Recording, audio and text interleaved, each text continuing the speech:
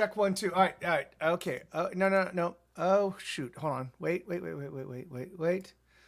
Do. Let's do. I forgot to turn on the background. Sorry. All right, let's do this.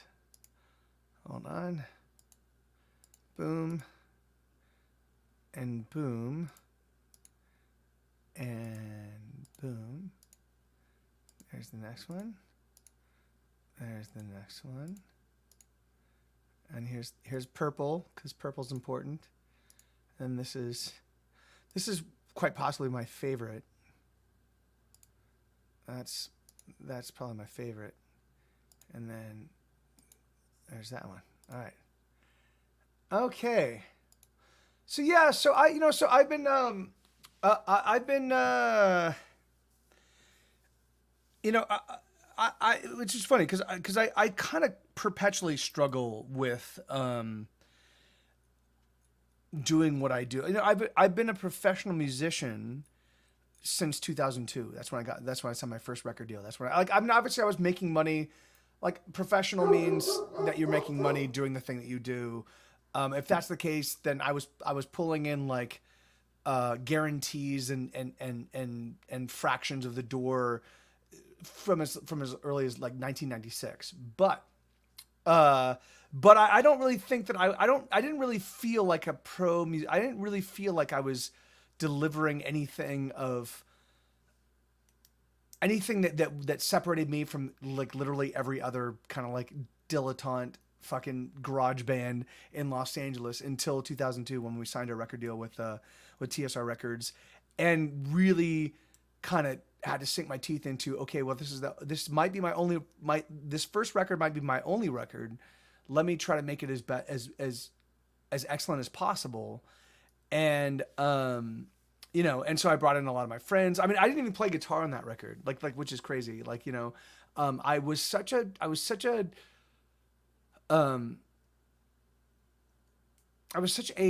lackluster musician at that point in time.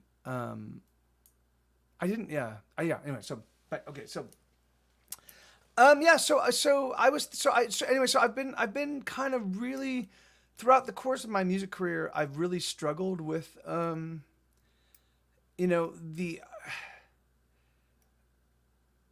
like, I don't do what I do for fame. I don't do what I do for money. I don't do what I do for acceptance. I don't do like the thing is like I do it because I'm compelled to make music. Like it's there's something about having a brand new song that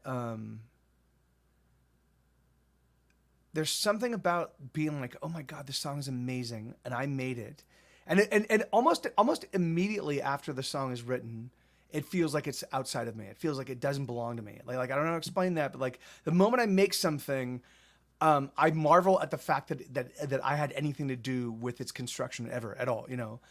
Um, and and uh, and that's really crazy. Like the thing is like to think like I mean I've written so many songs, so many hundreds and hundreds and hundreds of songs, and I and and to look at them and be like, oh yeah, these all came from me, is a really bizarre thing.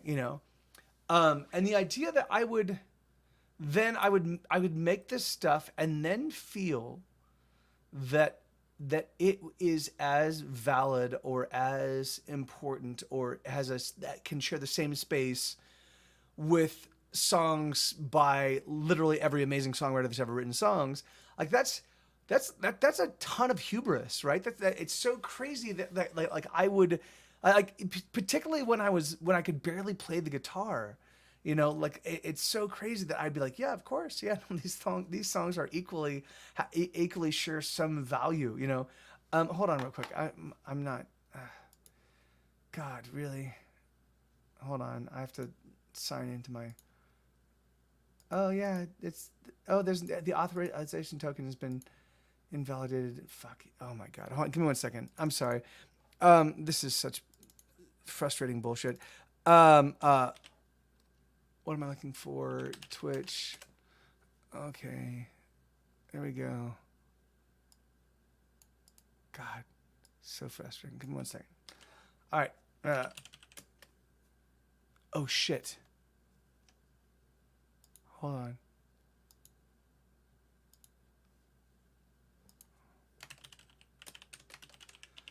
Yeah, sorry. I was need to, oh my god.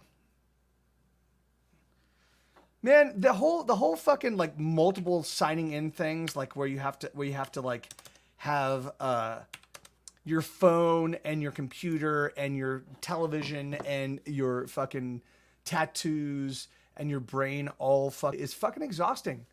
It's fucking exhausting. Fuck you, man. Like and keep me secure simultaneously. So, all right, so what was I saying? So one of the things,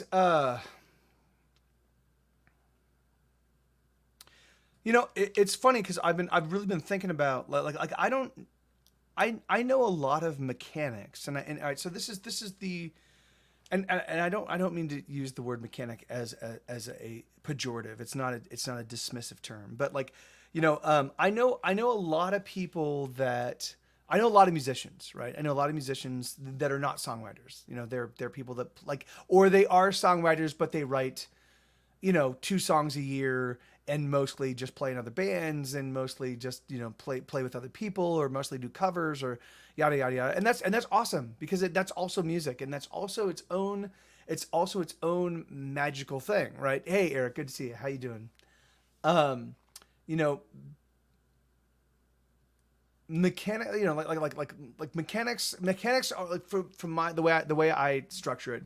Mechanics are the kind of people that like there's a blueprint and they follow the blueprint and they make things run smoothly and cleanly and pure, like, and yes, they can if you do anything long enough, you eventually figure out your own personal shortcuts, your own personal sense of like, this is what's important and this is less important, and these are the ways I do this, and like, and eventually becomes art, because that's the thing is, so from my perspective, art is you impressing your you-ness on the world, right? So you wake up in the morning, and all of us are artists, right? If you wake up in the morning and you decide what clothes you're going to wear, that's an artistic decision. That's saying, hey world, here I am, I'm born, and here I am. I'm going to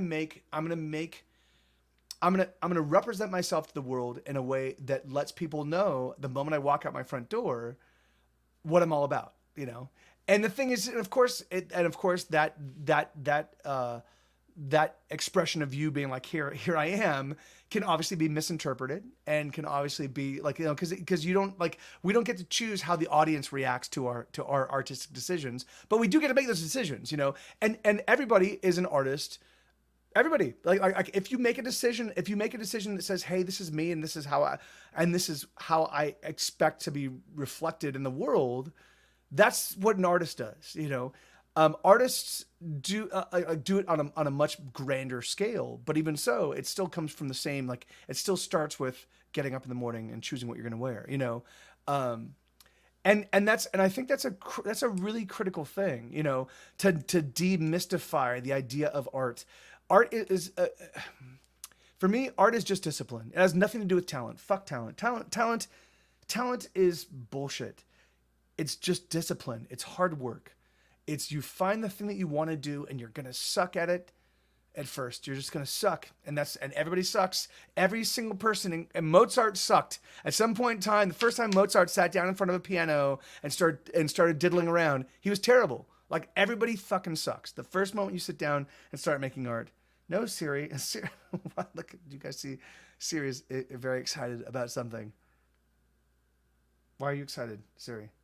Okay. No. Um, and so once you kind of reconcile the idea that, like, yeah, when we start a new artistic form of expression, we're going to suck. And just that barrier, just that, oh, I'm going to be terrible, keeps 95% or 99% of people out of making art, like, which is sad for me, because the thing is that, like, yeah, because only you can write your songs, and only you and only you have your perspective, and only you have your voice. Um, And it boggles my mind that people don't see that like their story is important and that their perspective is important, and that um uh each of us has masterpieces in our hearts, right? The thing is, each of us, if you spend a little bit of time, um, oh yeah, no, okay. And John, yeah. So and in fact, that and John, that's a great example. All right, so John, yeah, so John, so miscellaneous right there. Um, so yeah, and that's exactly right. The thing is from my and craft and art, they do walk very similar roads, and they do also feel to the layman very similar, or often identical. For me, the idea is that uh, art, and this is just my perspective on art. Art is a revelation of things that uh, regard about you, that is honest and earnest, that might not necessarily, you would like, it's the kind of things that you don't necessarily want to share, but there is a compulsion to share, because it is you saying, hey, this is the most me of me. Here I am. This is the me when I'm unguarded, and this is the me, and here you go. This is it. And yes, it's embarrassing, or it's frightening, or it's shocking, or it's terrible, or it's whatever. But I also believe that it is not strange. Like I think that there are other people that feel the same way, that see the world the same way I do, that experience, like, the thing is that, like, uh and so for me, like there, at least for the way I view art, there has to be some level of daring, there has to be some level of risk, right? Otherwise, like, the thing is that, like, is like music, like elevator music is not art. It's just what you put on to, like, fill the space between your day. Like, it doesn't, like, the thing is from my perspective, art should be like, oh, it will demand attention. And not all art demands all attention from everybody, but when you see a painting that really resonates with you, where you go, where it catches you, where you catch your breath, like, that's art for me. That's the artistic experience for me. Like when I run across things that are marvelous, it's really funny. Mike Viola has a new record. I didn't realize he put it out, like, apparently, like, right at the very beginning of the whole COVID thing, and I didn't listen to it. Like, I didn't know he put out a new record, so I was like, oh my god, he's got a new record. Let me listen to it. And literally from the very first song, I was like, it just, for whatever reason, the way Mike writes songs, the way he puts together lyrics, the way he constructs his music, it resonates with me. It forces me into the absolute present, where I'm just paying attention to what's being said and the sounds that are entering my ears. And that, for me, and that's the thing, is like, so for me, like, craft, like, making beautiful things, and making beautiful things very well and consistently, like, that's an enormous and awesome, and there is artistry to that. But it's not like, from my perspective, it doesn't necessarily, or no, it does. I can't say that. It does contribute to the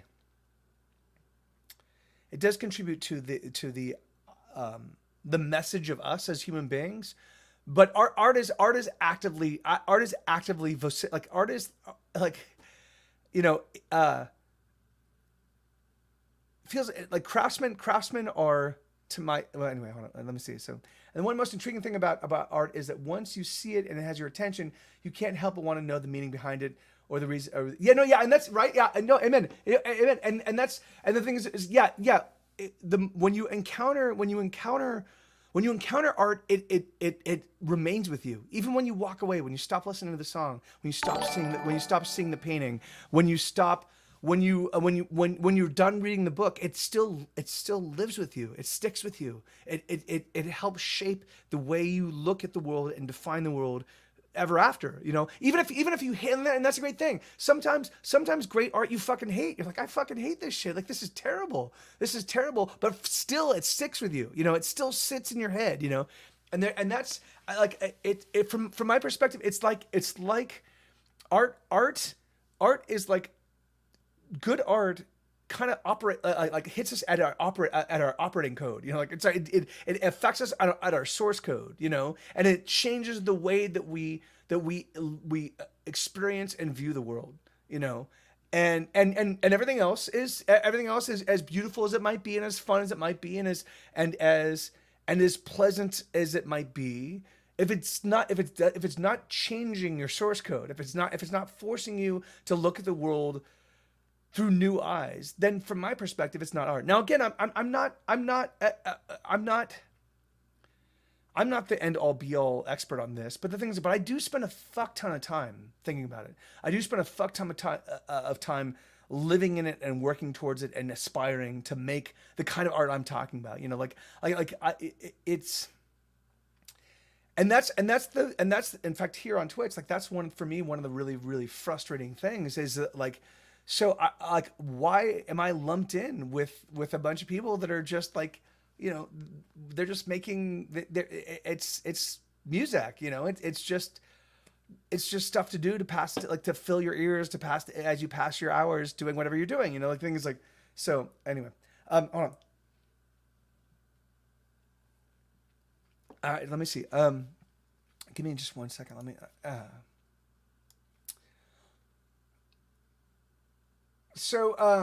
Yeah, man. Anyway, and it's crazy, you know, like algorithm noise. Yeah, right. Hey, Ian, how you doing, man? Good to see you, brother. Hey, feeling and flailing. Good to see you, brother. Yeah, no, yeah, and that's you know, like it feels to me that like because there's now so much noise, there's so much white noise, you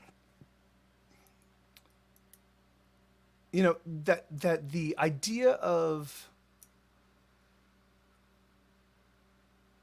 like those life-changing moments of like it's here so this is like here when I was a kid, I saw Dead Poet Society. You know, like and as a kid watching Dead Poet Society, it had a profound impact on me.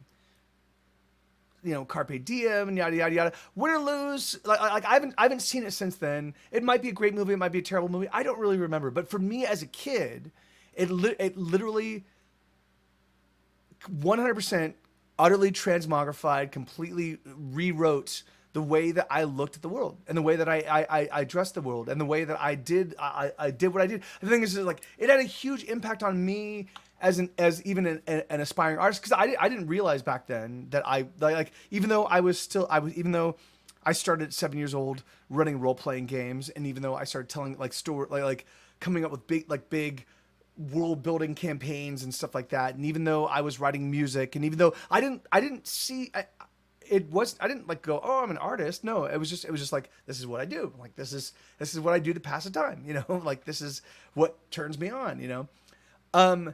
I wasn't sharing it with the world at large, you know, like I was sharing it with a handful of my role playing buddies, and for the most part with my music, I wasn't sharing with anybody. It was just for me. Like,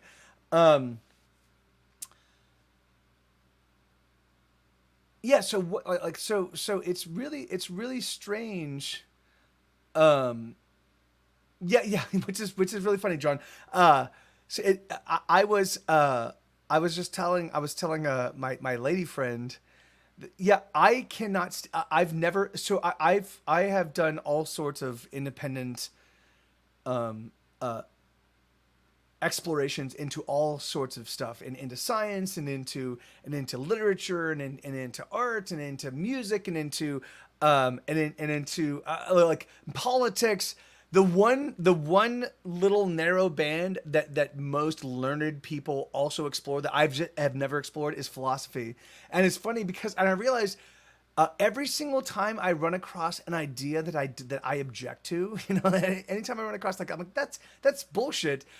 It turns me off to that person 100%. And so I took a philosophy course in I only did one semester of college, and in that semester of college I took a philosophy course, and the entire course was just me finding why I did not want to listen to this philosopher's ideas. You know, like, and that was just it. I was like, no. No, yeah, like I was just, and so yeah, whatever. So yeah, so I definitely have a big I definitely have a big deficit in learning in regards to philosophy, but so it goes, whatever, fuck it.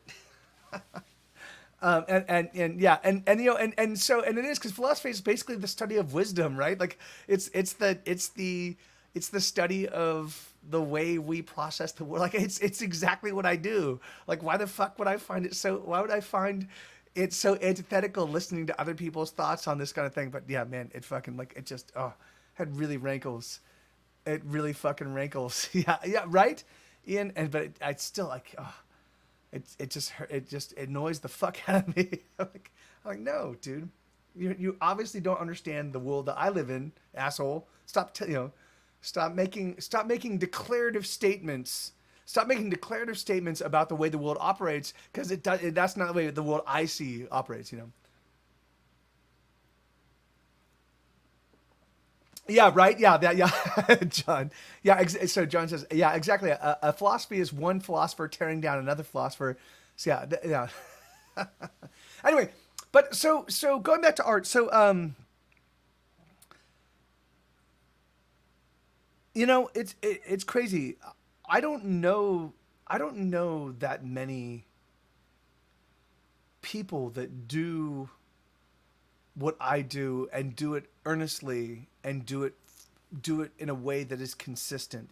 Like that's one of the reasons why I'm so excited that Eric is has been writing songs, because Eric like for whatever reason, the moment Eric and I started making music together, we like his ideas were not my ideas and my ideas were not his ideas, but there was enough similarity, there was enough union between attributes of his music and my music that it just created a beautiful kind of harmonic resonance, right? It sounded like the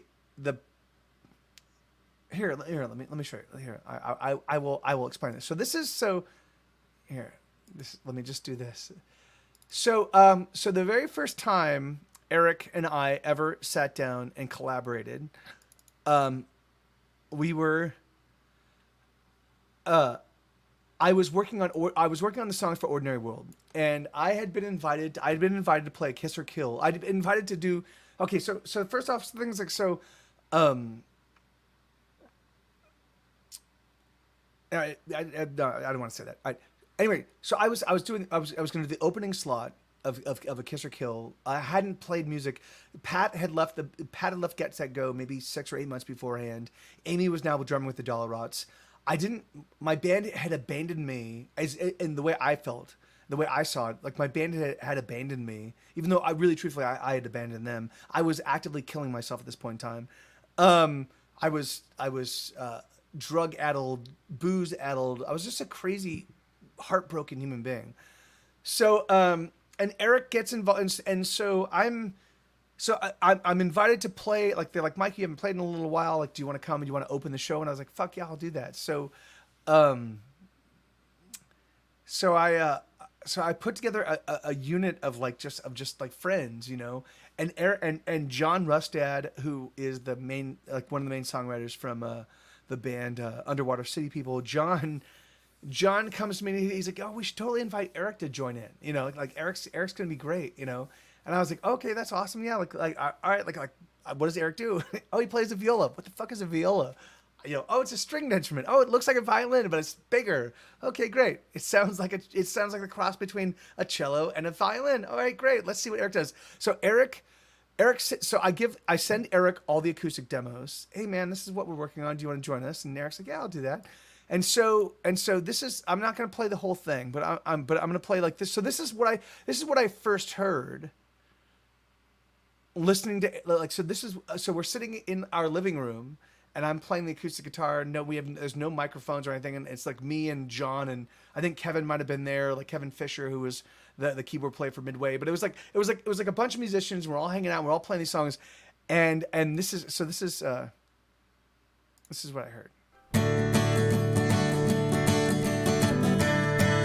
No, actually, we're ordinary. We're gonna get forward. The choice is up to you.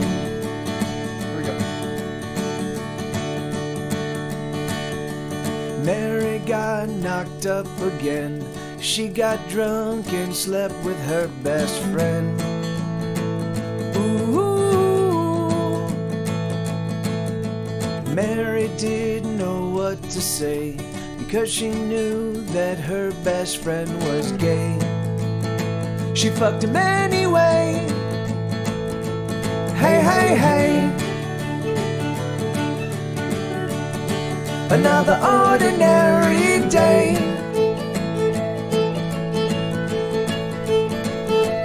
Hey, hey, hey.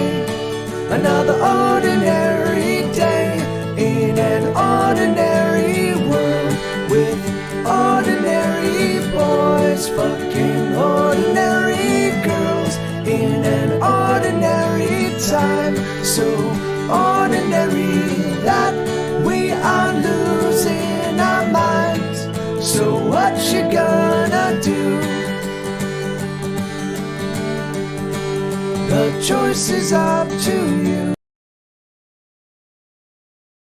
So yeah, so here I am. So I'm playing this song, and it's a really simple like like I'm not even playing the G chord. Like I still to this day don't play the G chord correctly because at this point in time when I wrote the song, I didn't really know how to play the G chord correctly. I was cheating the G chord, so I still play it the same way. I still play it the same way because I want to like demonstrate when I like when I play my old songs. I don't want to change them from the way I used to play them because I wanted like let people if someone has the interest and the attention to understand my progression as a musician, I want to leave the footsteps. Like I want to be like, yeah, this is the way I used to play music. This is the way I used to play power chords. This is the way I used to play the G chord. This is the way I like it sounds different because I didn't know. No, I didn't have an instructor. It's like I literally just figured it out, you know? So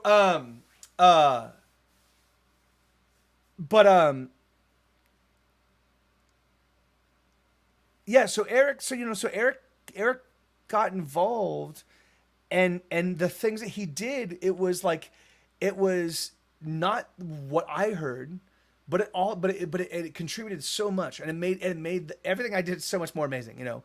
And so going back to what I was saying initially, so I have a handful of friends and I have a handful of acquaintances that do that when they make music, they're literally putting themselves, they're opening themselves, like they're being like, here you go, and they're exposing everything. They're like here's my soft underbelly, here's me, what do you think, you know? And like the Mike Viola record I was talking about, the thing is like, and it boggles my mind. It boggles my mind that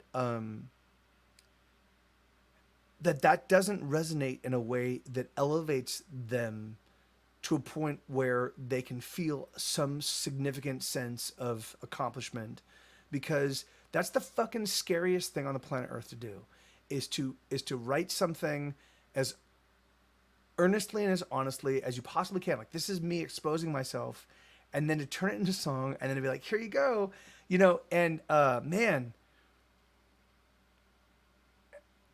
you know, it takes a long time. It takes a lot of writing music to get there, first off. So the thing is, because initially people don't understand how to, like, they don't understand like the idea of art as like so you start writing songs and you're like, all right, I have to put lyrics to this thing, and you just come up with whatever comes to your mind, you know, and then it becomes, it's like it's silly, or it's funny, or you feel like it's like, in fact, that's one thing that really weirds me out. Not weirds me out. That's one thing that I don't understand. The vast preponderance of songwriters that I know can only write songs when they are literally feeling all of the chaos that inspires the song, right? So they have to literally put themselves in these positions where they're going through this intense chaos in their hearts and in their heads, and only then can they write songs. Like that's that sounds fucking exhausting. Like, why the fuck would you do that? Like really? So if you want to write, songs all the time, like you just have to keep yourself perpetually in just fucking chaos. Like why not experience? Yeah, right. No, amen. And that's the thing. Is like, yeah. So that's the things because and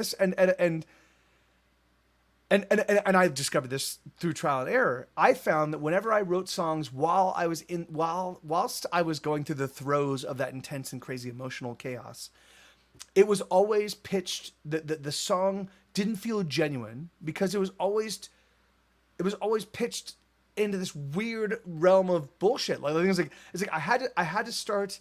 And I know Isabella often says this like there's who is it Keats, Isabella, there's some quotes where some poet says like art is, or what is it, it's basically it's you reflecting on and considering those intense emotions in some degree of repose, Isabel, they need to be able to draw on that energy like an actor, but be able to turn it. Yeah. It was Wordsworth. Okay. Yeah. Wordsworth. Of course it was. Like his fucking name. Who the fuck, what fucking writer, what fucking writer, how could he have been anything else? How could he or is his name, can anybody look up, I'm 100% certain that Wordsworth's name has to be an adopted name like Mike TV. Like he has to have chosen that name. But even so, if he chose that name, like what fucking hubris? What a fucking piece of shit. Like really? That's so fucking crazy. Wordsworth. I'm a writer. I'm a writer, and I'm gonna call myself Wordsworth. Sorry, I'm late. Can I say screw Twitch without getting booted? Oh yeah, of course, yeah. Well, no, yes, I know Williams Wordsworth, but yeah, Wordsworth, like. Oh yeah, so this is the quote. All genuine poetry takes its origin from emotion recollected in tranquility, and that's and which is really funny because I'd never heard that. Like Isabella was the one that brought that up to me. Like I'd never heard that, but that's the only place where when I'm writing songs, and it's and I do have to say it's fucking miraculous to me. It's fucking mind blowing to me that I can write songs that still have like what I wrote Banshee, which I know is a new song I've been introducing here. I know a lot of you guys really dig the song Banshee. I wrote Banshee, and I thought that because it was too similar melodically to another song I'd written, it's gonna be alright, or it's gonna be okay. Because it was too similar to that melodically, I almost abandoned Banshee. I almost abandoned it. Which is crazy because I see now that it resonates with people because it's a powerful song because I was writing from a place of knowledge and experience because I too have been that despondent. I too have been that much of an alcoholic. I too have been that much of a crazy person. I've been that much of an addict. I too have actively tried to destroy myself in small, easy ways, you know. I've done the suicide. I've taken the suicide plan with the small, easy payments, you know. And so I put the song together and I almost abandoned it because I thought it was too similar. Like, you know, even that song, like for me, like if I don't start from a point of complete emotional neutrality, I can't really discern if what it is I'm trying to create captures the emotions that I want it to capture. I have to start neutral and then write and keep writing and keep writing and keep tooling and retooling and reconfiguring until the song creates in me and evokes in me the emotional response I want. And once I'm playing it, like, so if I'm writing a sad song, if I don't feel like I'm about to cry, but in the writing of it, then it's not there yet. And I keep writing until I get to that point in time. If I'm writing an angry song, if I'm writing a defiant song, I need to feel that defiance. Like, so I start emotionally neutral and I keep writing, I keep playing, I keep writing, and I keep retooling it and reworking it until I feel that fucking sense of like, fuck yes, fuck you, get on my fucking face, you know? And once I've got that, and once I know I've captured it, the thing is, it's like, and sometimes And sometimes it does translate with you guys. Sometimes it does translate with the audience, and sometimes it doesn't. But that's the only yardstick by which I can measure what it is I do. Um, yeah. And it's really funny, Isabella. Look at the key word. There's all right. So here, so Isabella's posted Wordsworth quote. All genuine poetry takes its origin from emotion recollected in tranquility. Okay, so there is one word in that there's one word in that entire statement that's in that entire statement that expresses both equal parts hubris and from my perspective, a solid understanding of art, right? So can you guys give me a sense of what you think that word might be? All genuine poetry takes its origin from emotion recollected in tranquility. What is the word? What is the word that makes him a cocksucker and also makes him right in my estimation? And yeah, right. Yeah, that's exactly right. Filling and flailing. It's genuine. Yeah, it's genuine. All genuine poetry. Like, what a fucking asshole. All so just by that declaration, he is literally excluding. He's excluding any any poetry that doesn't come from his perspective on, like, it's like, of course it's the fucking hubris of artists. It's so fucking it's so ridiculous. And like of course, like, and because it's the way I make art, it resonates with me, and I go, yes, that's absolutely right. But that's the great thing about art. Like there's no one way to fucking crack the nut, skin the cat. Each person, each artist. I think the only thing that defines artists from non-artists is work ethic, right? I think that the work ethic, the continual, perpetual making of art is the thing that defines people that do it like most mainstream music is not genuine. That's why, yeah. Yeah, amen, right?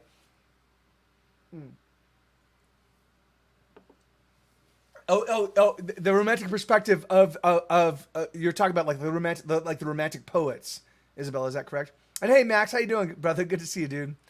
Thank you for chiming in yesterday, man. It really meant a lot to me. Genuine poetry is poetry that comes from the heart and isn't inspired or copies from the classics. Yeah, I mean, I don't think that we can. I think that anybody that says, and in fact, even this whole stream right now, exactly what we're doing, this whole thing, like even this is a bit of a fucking like a bullshit. Like I'm a bit of an asshole. Like, oh yeah, let me, the expert on art, talk about art. But the thing is, I do feel like an expert because I spend my whole fucking life. I fucking spend my whole life doing it.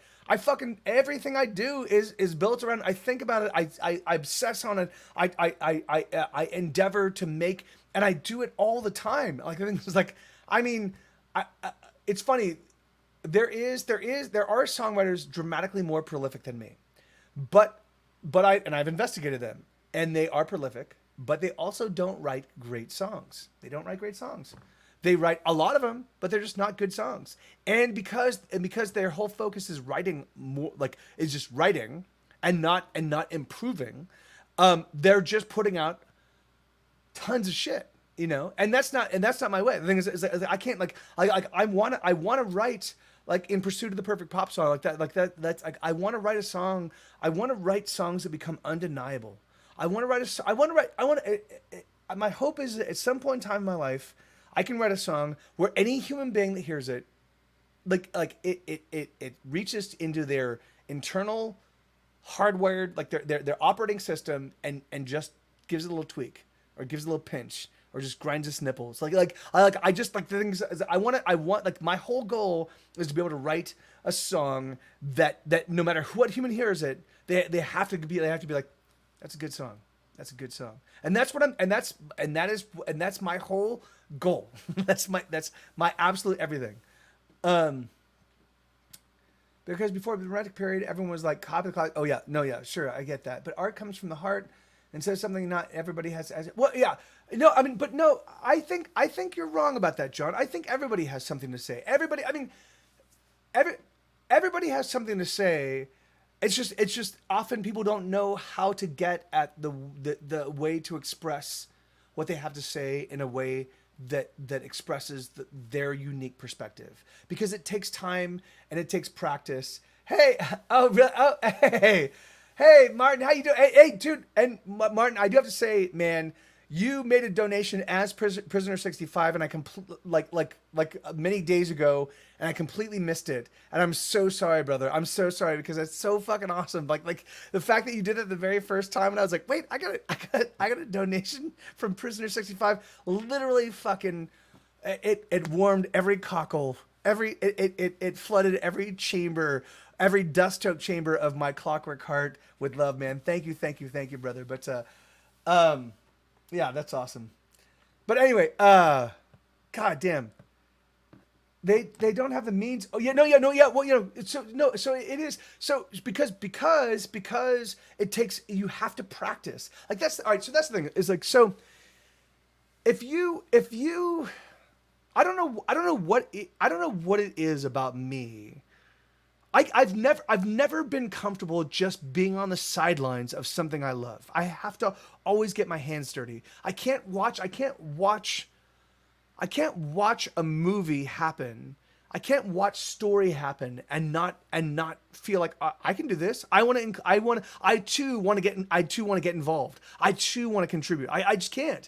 I don't know what it is about me that like when I find something that I love, I fucking have to participate. I have to be a part of, like I have to contribute. Like the thing is like, and it's absurd, and it has led me into serious woe. But well, I guess it's a number of people I have met who don't want. No, yeah, okay, so yes, so yeah, so it is, it is because it does require effort. Making art requires discipline. It requires putting in the time, practicing. It requires, and it does, and you don't, and if you want. The thing is that so you don't have to make art full tilt 40 hours a week or 80 hours a week or whatever. Like you don't have to do what I do the way I do it to be an artist. You just have to but you do have to figure out a routine and live to that routine. In fact, Paul Bowles, which is really crazy. So I don't know if you guys know Paul Bowles. He wrote The Sheltering Sky and Let It Come Down, and like he's an amazing writer. He's one of my favorite authors. I love him. I haven't read him now in years, but I am, as soon as I get through my Terry, I'm going through all the Terry Pratchett Discworld novels right now again. So that'll probably take me about 8 months, and after that I have marked out that I'm gonna go through all of Paul Bowles' entire collection works, because he's amazing. But Paul Bowles is better known as a composer than he is as an author. And Paul Bowles would only he wrote 1 page a day. 1 page, that was it. But he just did it every single day. So every single year, he ended up with 365 pages. That's fucking awesome. So he would sit down and he would contemplate, all right, well, what is this page going to be about? What am I going to do in this page? And he'd sit down and the way I interpreted it when I was reading about him and his writing process is it seemed like he spent time while he was smoking and time while he was out walking and time, like he spent a lot of time contemplating how he was going to write that page, so that when he finally sat down to write that page, he was able to just like put it out. But even so, yeah, the thing is like that's fucking crazy. Like so he just wrote 1 page. Like what? Like how many pages? Like let's see. How many words is most 1 pages? How many words to fill a page? There you go. Let's see. So 500 words. So 500 words is it's on average. So see, see, for my part, I love being relatively passive observer of art to help me reflect and take back new meaning. No, right, and that's okay, and that's so. All right, so this is I think the key thing about art, right? So art, from my perspective, is the mission statement behind the operating system that is humanity, right? So art is the thing that drives that drives. No, you're right. Yeah, you're right, John. It depends on the font size. Fuck you. But all right, but art is the thing that defines where we want to go, right? You know, so there's nothing like we can all of us talk about racism, but there's nothing that puts you in the seat of racism like To Kill a Mockingbird, or even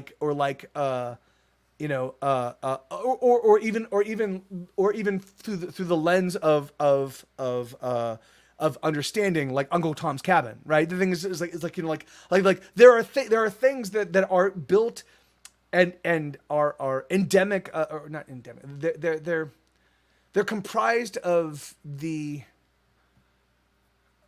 all of the fervor and thought and perspectives of the time. They just get drilled into this is reflective of this experience, right?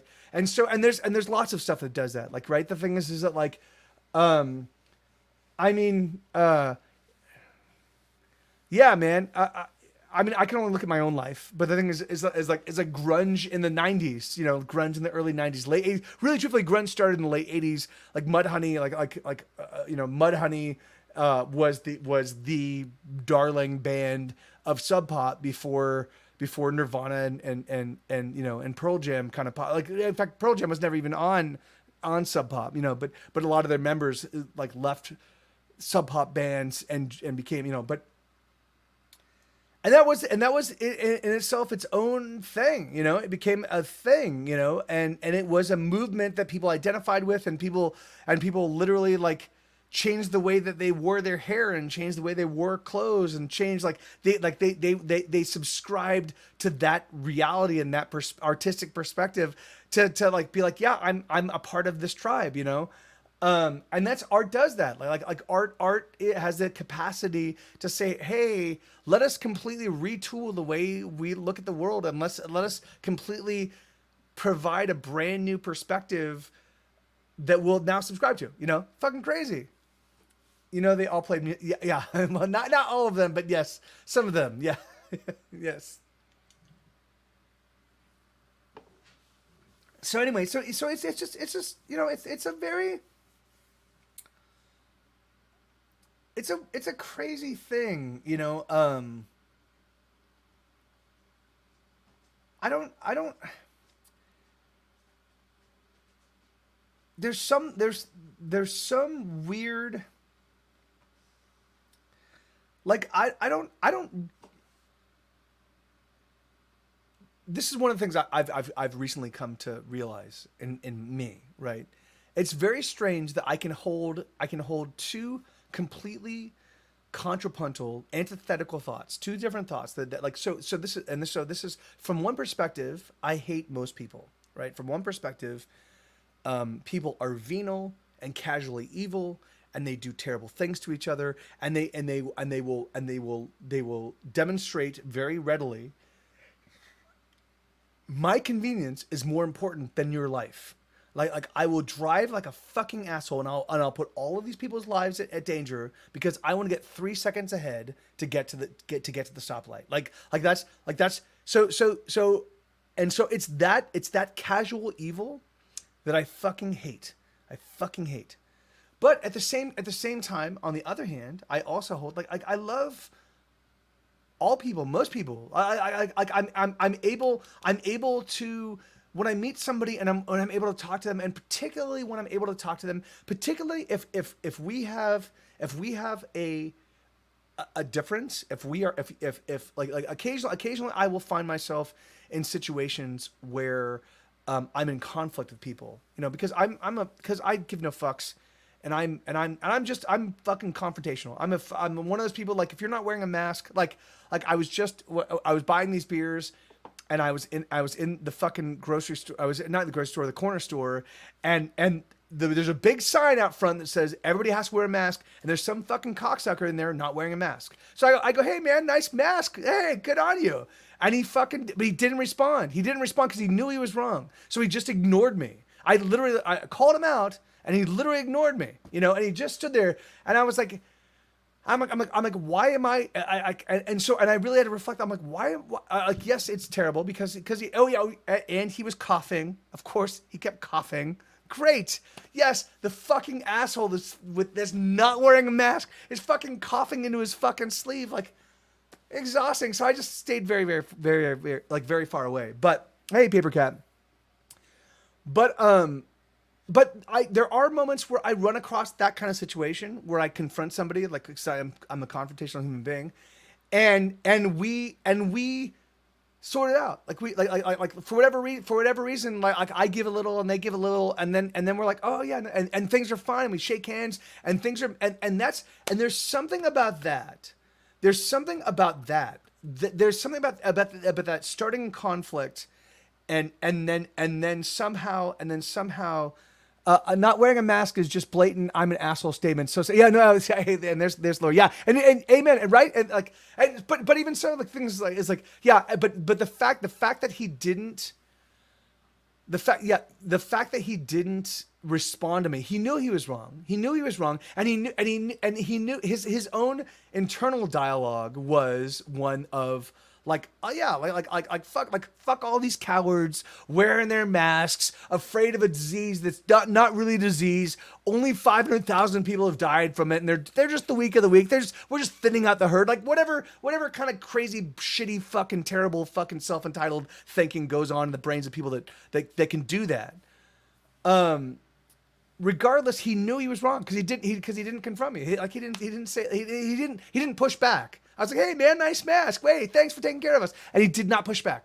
He just continued his transaction and left. And I was like, yeah, because you know you're fucking wrong. But I'm sorry. That's not what I was saying. Because that's not like, that was just off. But occasionally you push. Occasionally when I push back, I've had somebody also push back and offer their reasons and their justifications, and I'm like, oh, I didn't think about that. No, all right, that makes sense. And we'll have a conversation, we'll have a dialogue, and for whatever reason, it's that moment of when we're both like, hey, no, all right, that was awesome. That for me is I think the objective, at least of the art I make. That's the objective. Like I'm trying to say, hey. Yes, I'm broken, and yes, I'm damaged, and yes, I suffer pain, and yes, I feel these hurts, and here are these hurts, and here's all the stuff. Now, if you can recognize that and see that, and see that it doesn't make me less of a human being for feeling this way, you know, like anyway. I don't know.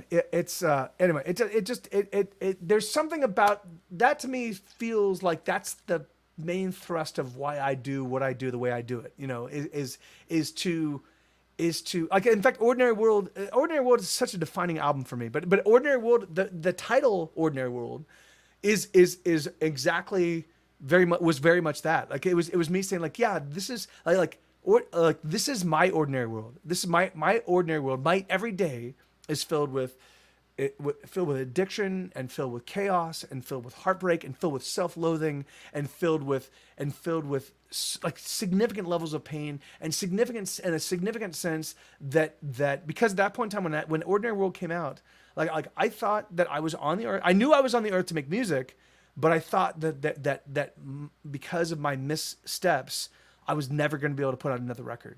Because I was tied to the 7-record contract where the record label didn't want to put out another record for me. So I just felt like I'm like I don't like, my purpose has been stymied because of a fucking sheet of paper, you know? What the fuck is that all about? So yeah, and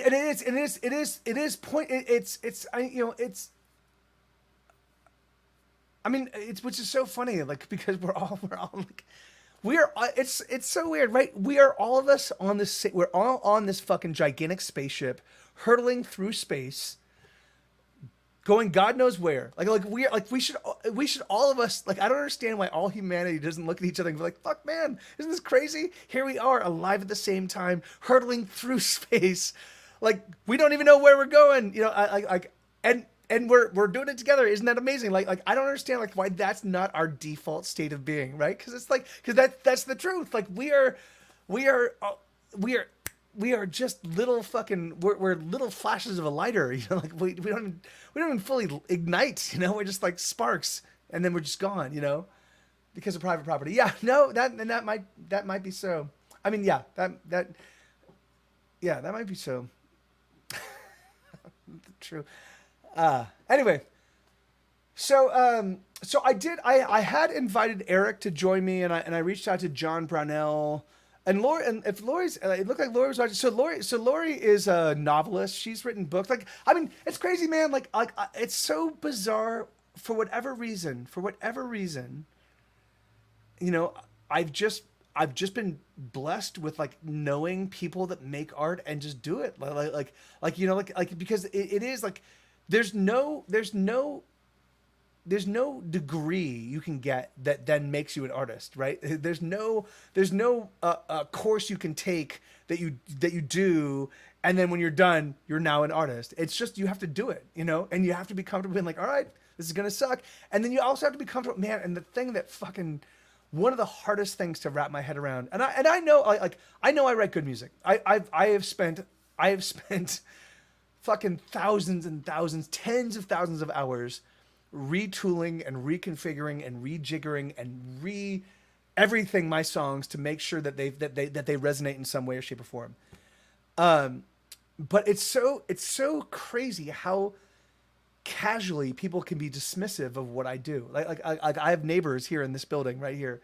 I have one neighbor in particular who like she feels like she should be a close buddy, you know, like she's very very liberal and she like manages like 3 or 4 bands, and she's really like, but like she everything about her, like all of her attributes definitely seem like, oh yeah, she's obviously going to be an ally, but she's also very very very self-entitled and she's, and the way she behaves often is reflective of, I don't care about my neighbors, I don't care about you guys, I'm just going to do my like, and that for me is like a big, like I'm gonna go to the mattresses over that kind of shit. I think it's like if you're not able to recognize and acknowledge that there are other people on the planet Earth besides you, then sorry, I will fucking find a way to force that idea down your throat. You know, if I have to deal with you, if we live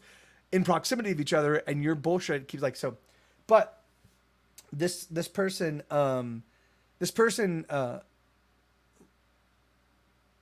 she was like, oh, what do you do? And I was like, I'm a musician and I make my living making music, and I've been doing it for 20 years. And she's like, oh, what's the band? And so she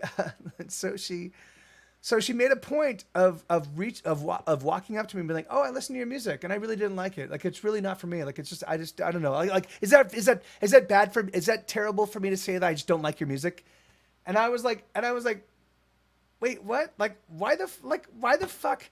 First off, what just came out of your mouth, you never ever need to say ever to anybody. Like if you don't like something, just shut the fuck up. It's like you obviously have never been or have never even known an artist. Like you've never spent enough time with an artist. Like don't ever say that fucking bullshit. But the thing is, so my response was that I was like, oh, you listened to the first 2 songs, didn't you? The first, like the because it's Wait and I Hate Everyone, which are like my 2, like they're the only 2 songs of mine that have millions of plays. I'm like, oh, you listened to the first 2 songs, right? That was all you listened to, wasn't it? And she's like, yeah. And I was like, yeah, those songs came out 20 years ago, or 15, 20 years ago. I'm like, that's not reflective of my current music. I promise you, if you had given my music more shrift than just deciding you didn't like it, you probably would have found songs that you would have loved. But now we're having this conversation, and I'm putting you on the spot. I'm putting you on the spot. So it's never going to happen. You're never going to like my music because I'm putting you on the spot. So regardless, there you go. So Lori says, what the fuck? She has to make an effort to tell you she didn't like your. Yeah, I know. Yes, I know. And I was like, I was like, wait, what? Like, why the fuck would you go out of your way to tell me that? Like, the thing is like, don't you? But she doesn't, because she's not an artist. She doesn't know the artist's experience, so she doesn't know that like that shit fucking hurts. It always fucking hurts, fuckers. Don't if you don't like something, just change the channel, tune it out, go somewhere else. You don't need to. it's valid to not like stuff, but ridiculous to, yeah, that's exactly right. Yeah, because the person that made the art, even if it is nascent art, right? So all of us start off now. So all of us, when we first start out making the things that we do, we're gonna suck. It's just gonna suck. We're all of us gonna like. We're still. It just sucks. You know. We're figuring out our voice, and we're copying the people that inspired us, and we're not like. It just takes time. You have to keep reiterating or first iterating and then reiterating. Until you get to a point that you find your own voice, and then when you find your voice. Then once you've found your voice, this is the way I say my particular thing, then it's very much about, okay, now what am I going to say? What is my message? And that's an important, and that's a crazy thing, you know, and that is something, to my estimation, that should not be that should not be left to just randomness. You know, it should not be left to just pure inspiration. From my perspective, true art. And again, I'm just a shitty artist that makes very little money doing what I do. But from my perspective, true art has an element of intention. You have to know, like, oh, hey, okay, yes, and Eric's here. All right, thank you. All right, so Eric has arrived to help us put all of these questions to bed. And hey, AJ Bear, how you doing? Something I saw this morning on Twitter. Let's all of us take a look at this real quick. Give me 1 second. I'm gonna go grab another beer. Hold on, but let me see. Something I saw on Twitter. A young artist exhibits his works for the first time, and a well-known art critic is in attendance. Wait, a young artist exhibits... Oh, okay, hold on. The critic says to the young artist, "Would you like to hear my opinion of your work?" "Yes," the artist replies. "It's worthless," the critic says. "I know," the artist replies, "but let's hear it anyway." Yeah. Amen. That's awesome. I mean, that's, you know, God, man, I fucking despise critics, obviously. And music journalists, music journalists are the fucking absolute worst. I fucking just want to take a dump truck and drive it up their assholes. An unlubed dump truck right up their assholes. But even so,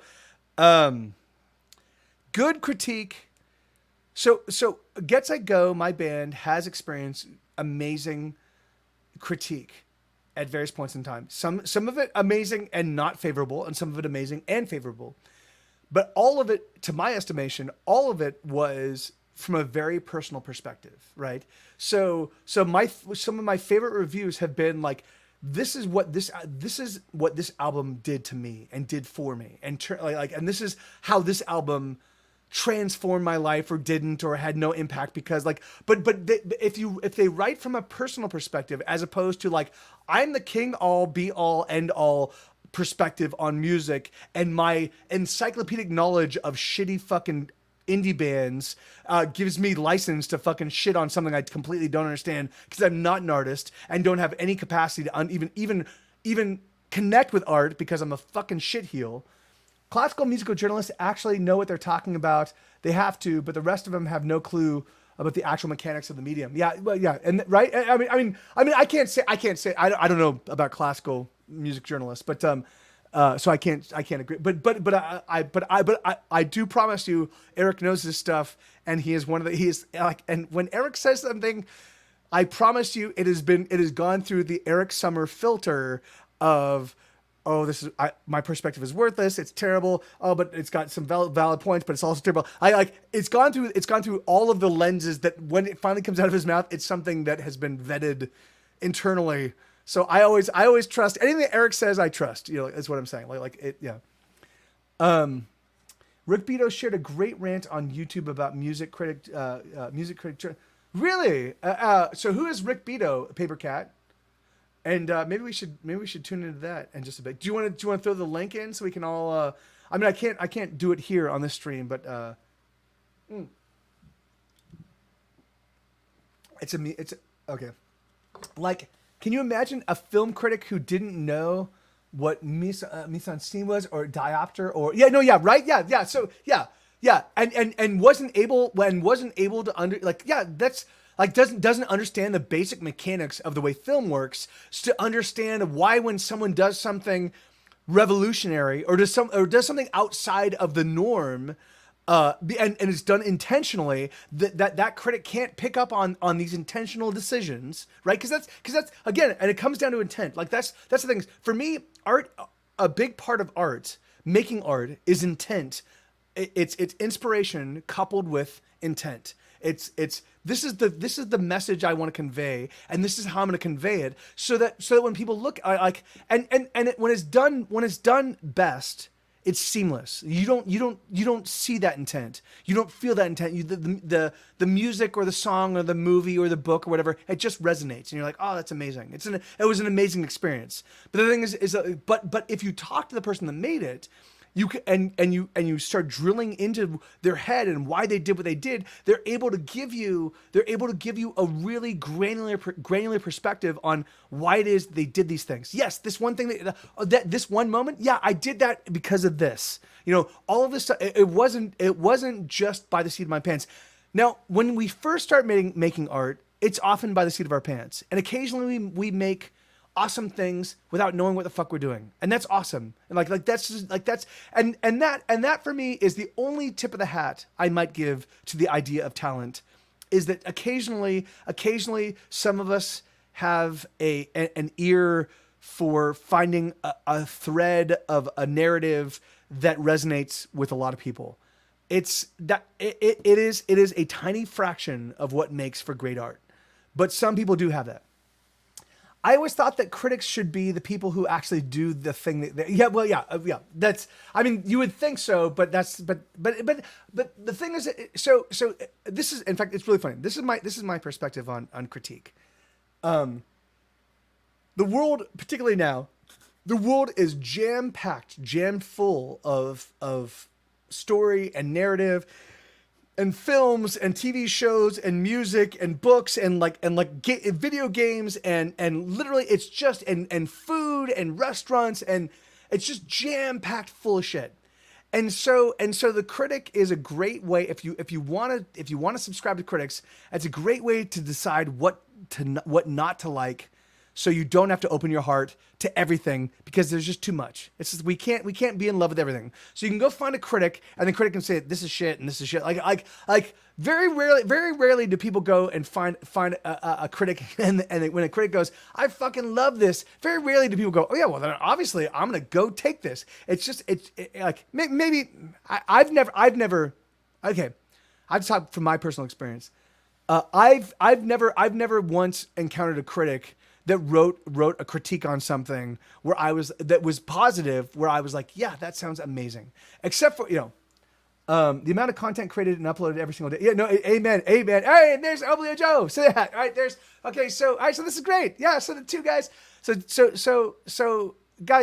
Oblio Joe is a songwriter friend of mine by the name of John Brunell, and he has an amazing record. So he's gonna be guesting with me tomorrow. So he's gonna be showing up in the stream. We're gonna play some of his music. We're gonna talk about songwriting. But he's here. So Eric Summer, so Ghost of Summer, and John Brunell, which is Oblio Joe. They're both guys I kind of invited here because they both make art. They both make art that fucking boggles my mind and blows me away. It's just really transcendent art, in an amazing way. And so they're here. And so that's great. I mean, John Updike wrote literary criticism for the New Yorker. Oh yeah, no, yeah, well, of course, yeah. Well, so yes, so you're right. There are, and hey, Retro Roadshow. So, and here's Retro Roadshow. I should have reached out to you too, dude, because Retro Roadshow is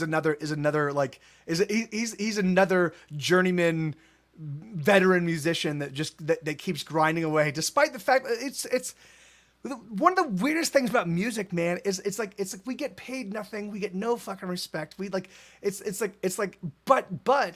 But it's so much fun to make. It's so great when it's working, and when people are excited about it, and when people are singing along. I've never had that experience. There was never anything I wrote working in film and TV or writing poetry or whatever, all of my other artistic endeavors. There was never a moment where I felt the same level of connectivity as I do with my audience when I'm playing music. It's fucking magical, you know? And so that's what keeps me here.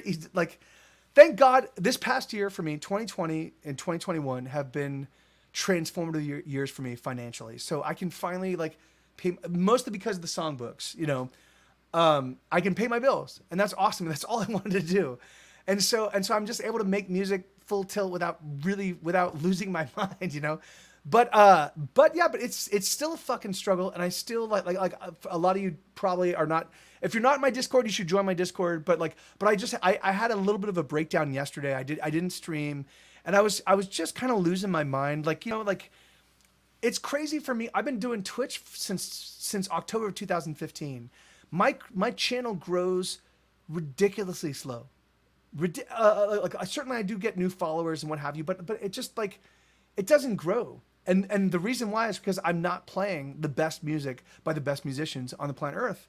Like I'm not playing the Beatles. I'm not playing fucking Beach Boys. I'm not playing fucking Nirvana. I'm not playing Queen. I'm not playing Ed Sheeran and Justin Bieber. I'm playing just my own music. And apparently me playing my own music is not enough to get me to grow, you know. And for whatever reason, it seems like parts of Twitch really accepts and loves what I do, but not enough for me to like overcome. Like, I will forever be an affiliate. I will never partner. Not ever, because my channel doesn't grow. I will, you know, and that's okay. And that is a very difficult thing for me to reconcile, because I'm not used to failure. Like, you know, the thing is, like, I'm accustomed to working very hard and then getting slowly but surely over time where I need to go. And but from a Twitch perspective, I fail and fail and fail all the time, you know, and that's a really difficult thing for me, you know, because everyone wants their piece of cake from mainstream music poop heads. Yeah. No, thank you, Munchie Crunch. No, but and the thing is, but they're Sue, no. All right. So they're not. It's the greatest music ever written, right? The thing is that Country Roads is a fucking amazing song. Wonderwall is an amazing song. The reason why they are the songs they are is because they're fucking amazing, you know? Getting popular on Twitch requires talent at entertaining anyway. But clearly at this point, talent isn't the only thing that gets viewers. It's not. No. In fact, it's really funny, Bobcat. I 100% know how I could get the stream to grow. I could literally spend all of my time hanging out in other music streamers' streams, ingratiating myself with their fans, and then letting them know that I stream. Like I could do the whole popularity contest. That's what I did with MySpace. I could do the whole popularity contest thing, and I could literally, just by force of personality and being friendly, lovable, Mike TV, I could compel people to show up just by being me. But that's fucking bullshit. If it can't be about the music, then fuck it. The thing is, like it's got, like, I don't have that. I don't want to waste my life selling people on my value, because I got value. Fuck it. I got fucking value, you know? I got fucking value. So, and if they don't see it, then fuck them. You know, anyway. All right, I'm going to go grab another beer real quick. And Sue does agree. Sue. All right. But all right, so you guys keep this conversation going. I do think that, like, so one of the things that for me is one of the big conundrums that I myself have been facing lately is it's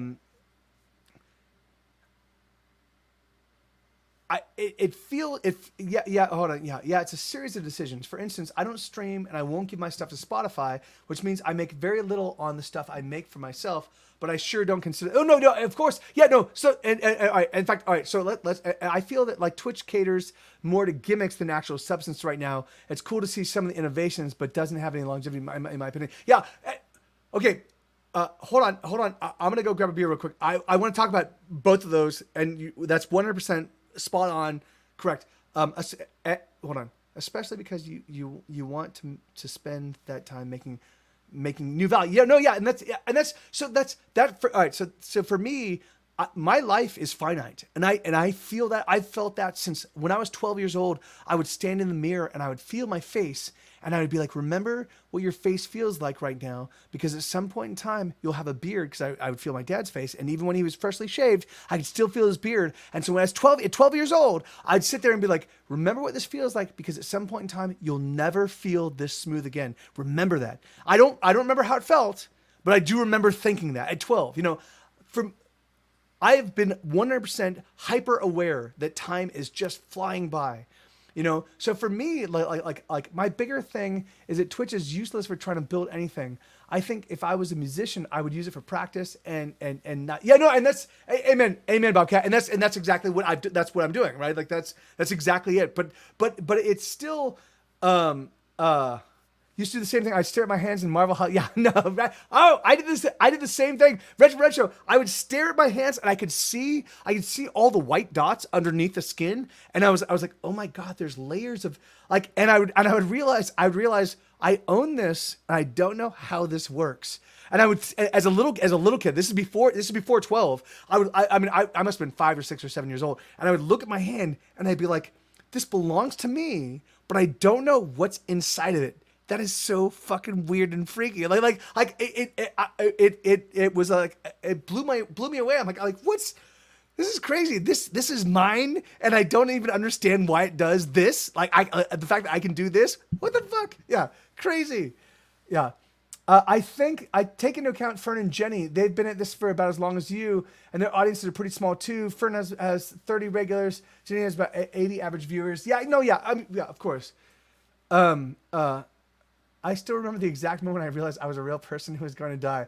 Oh, see, thank God. The idea of me dying, the reality of my death was diffused over a period of like, because I was raised very Christian, I was raised very, very Christian and Catholic. And so as a kid, I had this sense that like I was going to live forever. I was going to die. My body would die, but my soul would be forever, and I'd live with Jesus. And so I was constantly as a kid, offering, I would think about and offer my person. Like I'd be like, I remember I would pray as a kid. I'd pray to Jesus, and I'd be like, okay, if we can help these people out, like I will die. And Hey, Isabel, how you doing? This is a very, very, very weird stream you just showed up on, but welcome everybody. Yeah, and so I would have this weird like I was constantly like offering my life. Like I was constantly as a kid like being like, oh yeah, like I'll die for this thing, I'll die for these people. Like it was a perpetual thing. It took me until high school to really develop a good, serious fear of death, And now I don't ever want to die. I don't ever. My intention, full hands down, full tilt, is to live forever. That is my goal. I don't think I'm going to pull it off, but that's my goal. That's my objective. I don't remember that, but I do remember a time in middle school when I spent a solid week questioning whether I was actually really the person. That's great. That's so amazing. That's so amazing, right? That's so crazy. Weird aside, but I wonder if streaming less yields. No. Of course, no. Amen, Bobcat. And it's really funny. I have been thinking about that, but the thing is, but I don't like. But again, like I'm not gonna change. For me, it's a battle of will. Like it's a battle. I promise, I will never die. Yes, I do. Oh yeah. Yeah, I want to be immortal. Fuck, I want to be immortal. I like. There's so many songs. Like even if I outpaced all of humanity, humanity dies, and I'm just and the sun explodes, and I'm literally just frozen in space, like with nothing. Like I'm still. That's still cool. Like I can still. I still have command enough of a narrative, and like I can still tell myself stories. I can still have a great time. Yeah. I stream 0 and don't advertise, and I bet I'm in a pretty huge. Yeah. See that? Yeah, that's Eric. Amen. Right? Amen. And if you guys don't know, John, are you Brownell? Are you still here, man? Oblio Joe, are you still here? So let me. I'm gonna go grab another beer real quick. But there he is. Okay, awesome. I'm gonna give you guys two links, and they're fucking amazing. One's a Spotify link though, but this is fucking like Bandcamp.com. Eric Lee. Here we go. All right, hold on. I'm gonna give you. Come on. Hi. Yeah. All right. Let me click through. So I'm gonna give you a couple links. So these are fucking mind-blowingly amazing musicians that you should. So that's Eric's. This is John's. Hold on.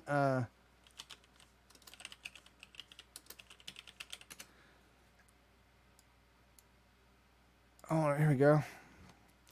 And it is a fucking nightmare. It is a fucking nightmare. I promise you, it's a fucking nightmare that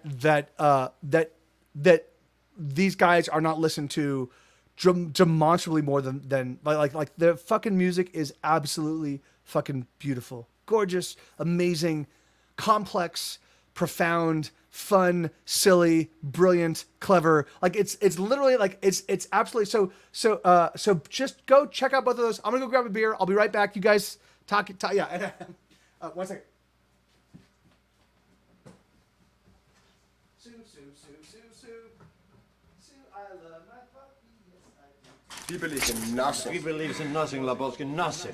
And tomorrow we come back and we cut off your Johnson. Excuse me? I said we cut off your Johnson! Excuse me. Excuse me, you're gonna cut off my what? Excuse me. All right. There we go. Yeah, all right, so do I promise you, if you guys could just give them a spin. Just listen. Yeah. Oh, and Bandcamp. Oh, there you go. And yeah. And there's John's. But yeah, just I promise you, give the music a spin. I promise you, you will not be disappointed. It's fucking amazing. Okay, so let's get back to the art idea. So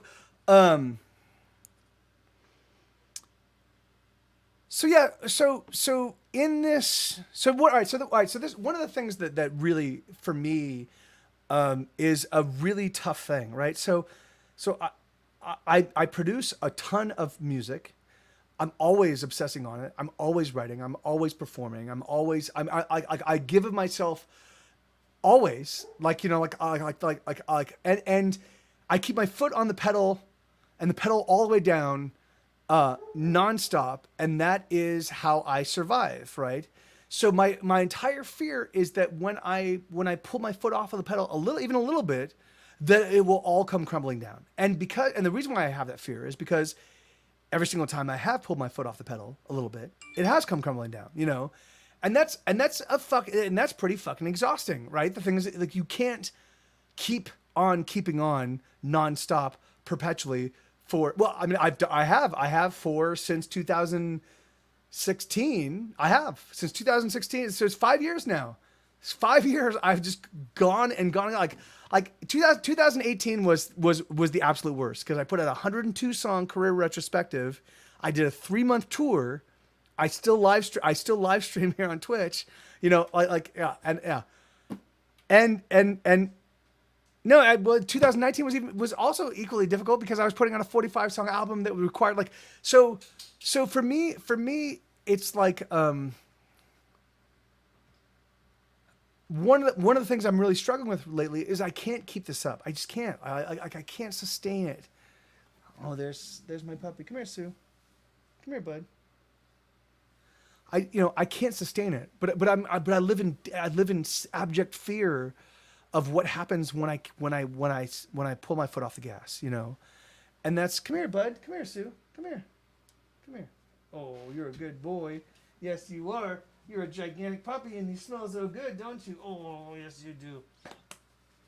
He made a good puppy butt. I'm not drinking too much, Isabella. I mean, this is my second beer, and how long has this stream been happening? Couple hours, hour and a half.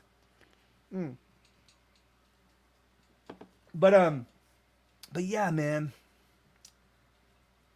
Yeah. Anyway, that is one of those weird things. Like, so in fact, I want to talk to Eric, and I want to talk to Retro Roadshow, and I want to talk to John Burnell, Oblio Joe, I love when I bust my ass working on a song and share it with friends on social media to get a handful of likes and comments.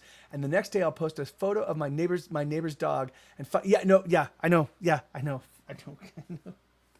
That is right. Okay, that is. So can I just so thank you, John. That is exactly 100%. Like that's the thing, right? Things it's like the fact that people can be so dismissive of the like here I literally it's because it's when I write a song it's not me just writing, it's not the 6 hours it took me to write the song, it's literally the decades of me writing songs over and over and over again to get to the point where I can write the song that I just wrote for you that I'm offering and I'm saying, hey, this is something like this is me. This is me and my perspective on the world, and I think you might find it fun. I think you might find it clever. I think you might find it awesome. I think you might find it heartbreaking. Whatever the message of the song is, and then people go, whatever. It's not your best. It's like what the fuck, what the fuck. Well, let me tell you, as an expert in the area of the musician's existential crisis, it's worth learning. It's worth leaning into the scary thing, especially if the status quo becomes untenable. Yeah, and that's, I mean, in fact. So for me, and the way all of my art, all of my music, and all of my albums have the very first song I wrote where I was afraid to offer it to people was Go to the Mattress. It's about an abusive relationship told from the perspective of the guy. So it's a male and female relationship. It's the guy involved in the abusive relationship. They both beat up on each other, but it's still from the guy that arguably has the most power because he's just a man. He's got more muscle.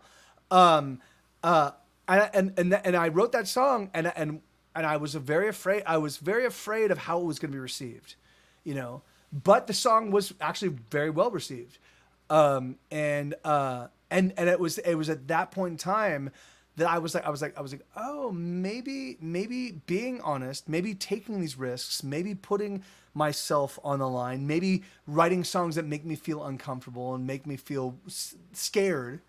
Maybe that's the best approach, Hey, Click, how you doing, man? Good to see you, brother. There's another great songwriter, everybody. Click just had a new record come out a few months ago. That's absolutely amazing. I was initially terrified by the idea of giving up music, but I had to be willing to, and I had to mean it. But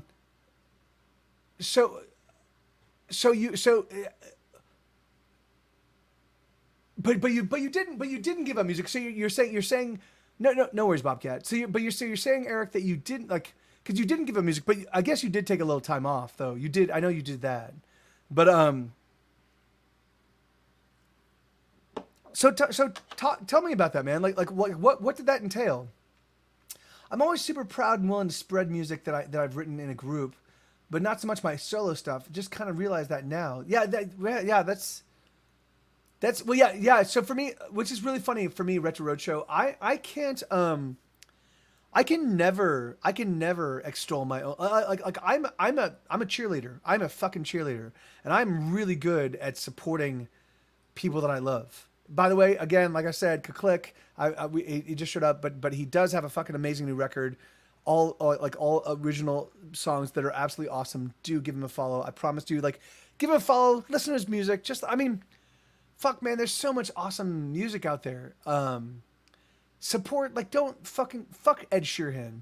Fuck Justin Bieber. Fuck anybody that has more than 1,000 followers. Fuck them. Listen to the people that are struggling, because that's where you're gonna find the true art. God damn it.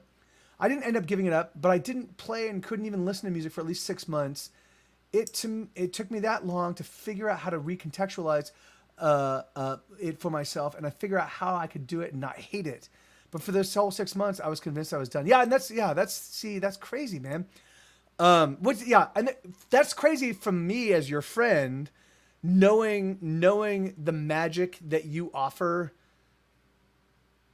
knowing the contributions you've made to not just my music, but to XUK and to Mike Viola and to myriad and to Ozma and to myriad projects, that just boggles my mind, but the thing is yeah, I mean, yeah, man, it's crazy putting your like doing this, particularly music. I like it's funny. All art is tough. All art is tough. But the one those of us that get the most, you know, like no one gets cheated the way musicians do. No one gets dismissed the way musicians do. Like it's like it's the toughest, hardest fucking business to try to like survive in ever. You know, it's just a fucking hard thing. I mean, maybe because I do have. In fact, I should ask my buddy Joe Clifford to join in. He's a novelist and he writes he fucking writes all the time. He puts out like a couple books a year, maybe sometimes more, maybe more than that. He is writing all the fucking time, and he's like constantly like our careers are just very parallel in terms of like the accolades we get and also the way the world ignores, you know, like attributes of what we do. Like, and in fact, and Lori, are you still here? Because I know Lori, like Lori has written some fucking, I've only read one of her books, but it's hilarious. It's fucking amazing. It's hilarious. And the thing is like, and yeah, yeah. So maybe authors and musicians might share some similar like self-loathing headspace, some self-loathing because the world loathes you, you loathe yourself headspace. Yeah, that's why I do the 9-to-5 thing, so my family doesn't starve. That way I can do what I like, and if people like it, great. Yeah, so that's a very smart way to go about it. Click. I can't do that, but that's awesome. I guess it took that long to figure out how to divorce it from my sense of self-worth. I used to tie everything to my self-worth. Yeah, right? Hell, if I missed a backhand in tennis, it meant I was... yeah, I do remember that, Eric. And I did... Yeah, it did... I empathize with you, and I did I remember when you were first writing music, you were writing songs on guitar when we were living across the hall from each other, and you'd write these amazing songs, and you would just have this like, you would have such an intense dislike of like you'd write it and then you'd hate it. You know, I was like, what's going like no, it's a great song, man. You know, and I'm happy that you managed to find a way. In fact, yeah. Can you talk about that? Like, so because I think that's an important thing. I don't know why because I too suffer all the time from the sense that my shit, the music I make and what I do is completely valueless and completely worthless and completely just devoid of anything. Like I feel that. I know that's just, it's just, but for some reason I still get up and I'm like, all right, well, I'm gonna make a new song. Like it's like one side of my brain is saying one thing and the other side is saying the other thing. And they don't, even though they both hear each other, they don't have influence over like I still can get up and make music, you know? So I would love to hear. So what, like, if you recall, Eric, when you were writing a song, or even John, like, let's go back. And John, if you're still here, John Brownell. So John Brownell, who he was in a band called the Oblio Jones. He was in Secret Powers with my buddy Schmed, Schmed's like one of the most amazing musicians ever. No, yeah, and certainly that is a big part of it. Paper Cat. For me, my entire self-worth is built into the stuff I make. My entire sense of self-worth is built into the stuff I make. So as long as I'm making music, I feel like my reason for existing has been justified. So that's exactly it. Like it doesn't matter if people like the music or not. It's entirely built into as long as I have got new songs, my reason for existing is justified. Like that's 100% exactly me, you know. But going back to what I was talking about with John, like, so John, John, you writes fucking amazing songs, heartfelt and funny and earnest and genuine, and it must I don't.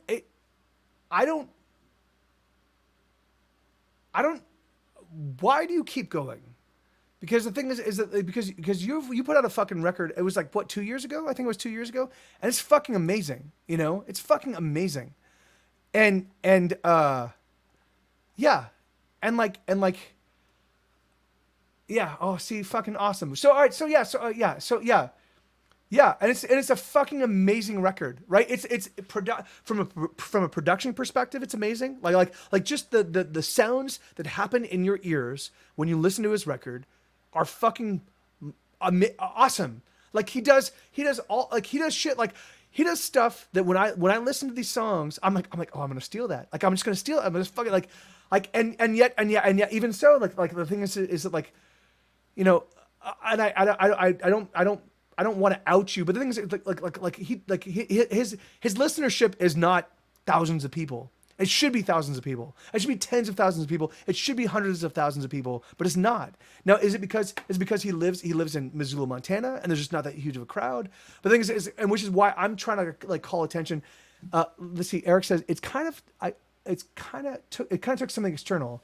After the horrific few months of my dad's life, it was like a switch flicked in my brain, and all of a sudden I wasn't afraid of anything anymore. No, not other people's opinions, not my own insecurities, not monetary concerns. So Eric, so before I move on to John, because I'm now having two like conversations at the same time. But like, Eric, do you think you could? I mean, have you reflected on where that moment was, where it was that you were like, I'm done with concerning myself over this kind of stuff? Like was there a moment that or was there a perspective that suddenly gave you the armor effectively that you have now?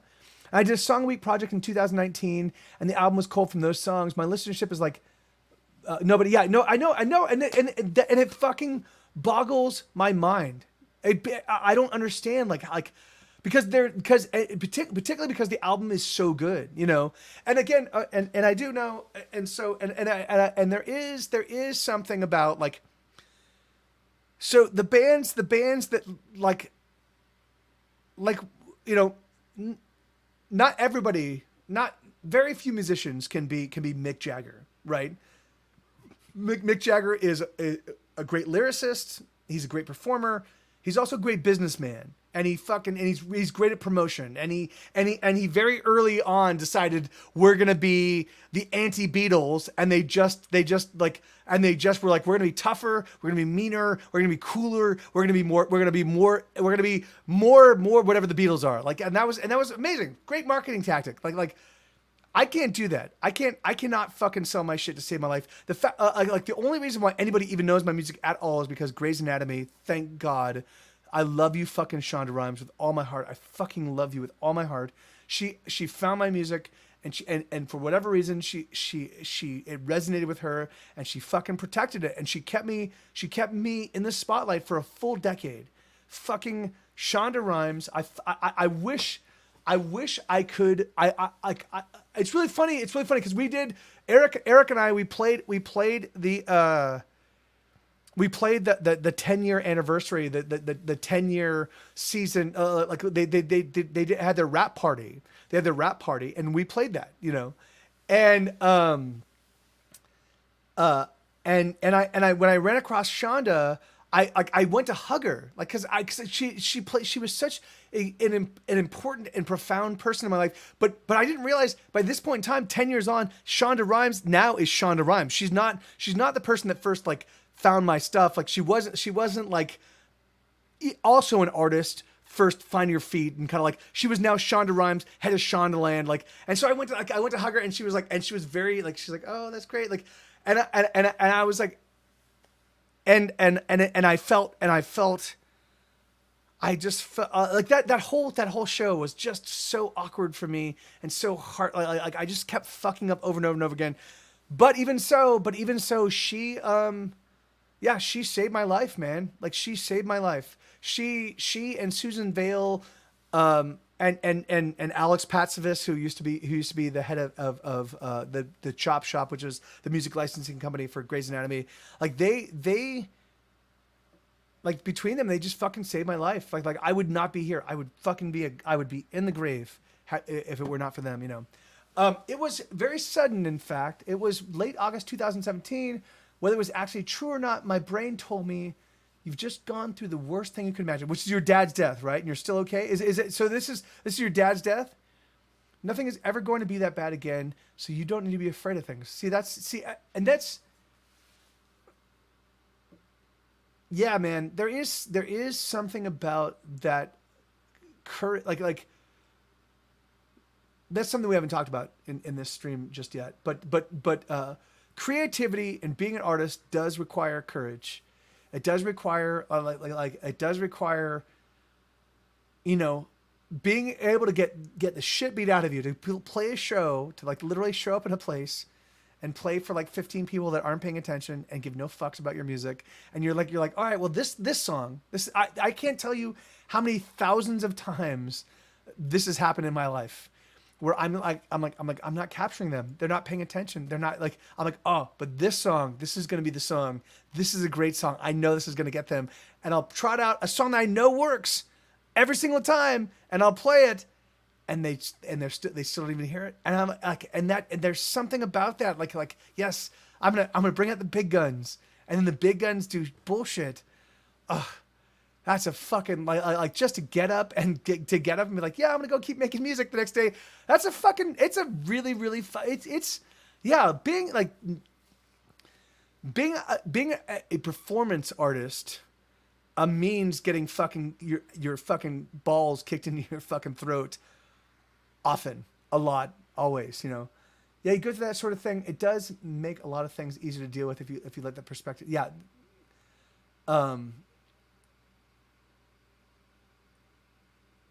Yeah, right. Yeah, right. Yeah. You're like, yeah, this is my best, like, you know, and then, you know, and it's funny, and I do see like it's so funny because I have so many friends.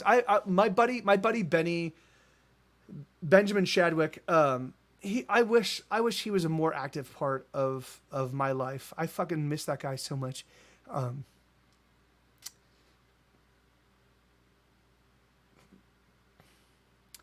He was a really good friend. Anyway, you know, he would play, you know, and he knows like literally a billion covers, and he makes his living by he's in a Beatles cover band that does very very well called Britain's Finest, but he also does stuff around town in Los Angeles where he plays like restaurants and he just plays, you know, covers and throws in the occasional original, you know, and he and I, there was one point in time where he and I were talking, and we were talking about music, and we were just talking about like just how tough it is to like survive making your own music and having people pay attention and give two fucks about your songs, you know. And Benny is the lead singer for New Maximum Donkey, Isabella. New Maximum Donkey is another band that like has like 47 monthly listeners, and it's a fucking damn shame because they're fucking great songs. And if you know, it's it fucking breaks my heart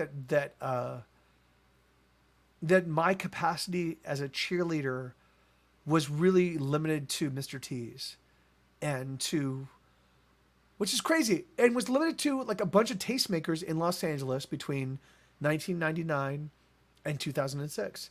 For about 8 years, 6, 7, 8 years, I was able to I could call up any cool indie rock venue in Los Angeles at all and be like, hey, this band is amazing. And I'll put out the word, and we'll get people out. Like they want to play your venue.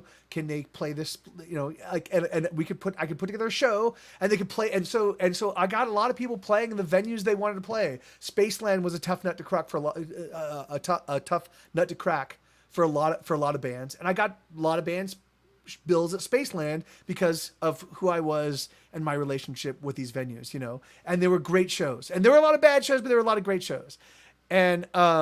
And there's But it fucking breaks my heart, man, that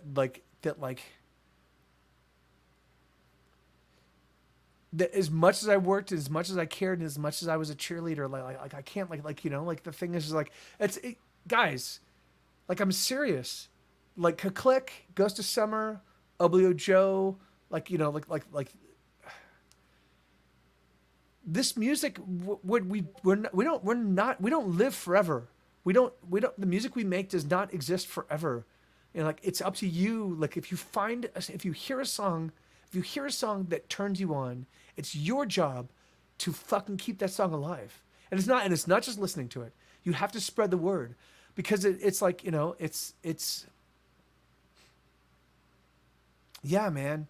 I mean, that's the thing. It's so fucking crazy. Like you have to, like, if you read a good book, you have to tell people about it. If you see a great movie, you have to let people know. You have to find those, like it's because there's too much bullshit. There's too much white noise. There's way too much just shit being pumped into us all the time. So the only yardstick by which I can measure anything is me and my friends. It's me and you guys, So I need you, when you run across something that's amazing, when you run across a band, you're like, oh my God, this fucking song is tits. Like Retro Roadshow just wrote a completely brand new song about what is robots taking over the earth. It was robots, right? But anyway, it's an amazing song. It's an amazing song. And literally like we need to promote that. We need to be on top of each other's stuff. Like, fuck, man. Because no one else is going to do it for us. And this shit will just fucking disappear. It will disappear. And that's a fucking heartbreak, because God damn it, man. Yeah, John Brunell's fucking new album is fucking amazing. It's fucking amazing. Eric's 2 records are fucking amazing. Basically building my own robot army and laser guns in my underwear, taking over the world. Yes, it's hilarious. It's hilarious and it's profound, and it's got awesome hooks. Like that's, anyway. Yeah, I think that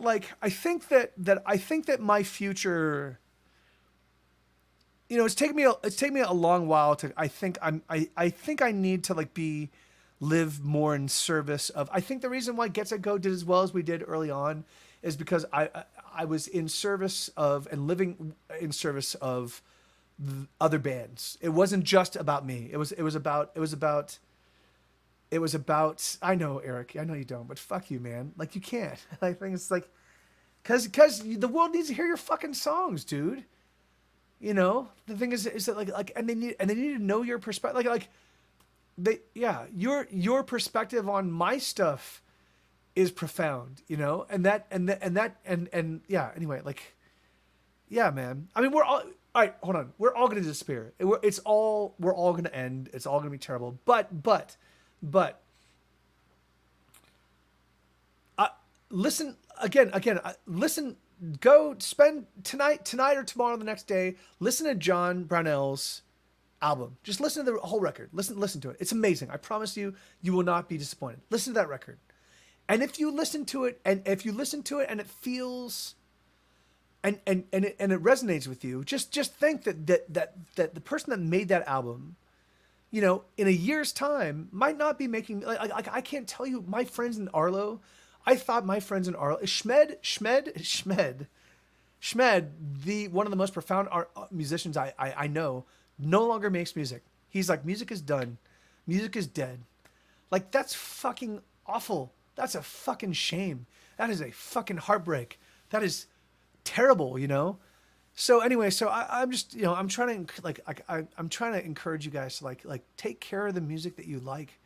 Take care of the music that resonates with you. That means a lot, man. That prompted me to start putting together a few more things. Amen. Yeah. So yeah, dude. Yeah. Schmidt. Yeah. Schmidt is living in Missoula, and he's working in the grocery store, and he's not making music.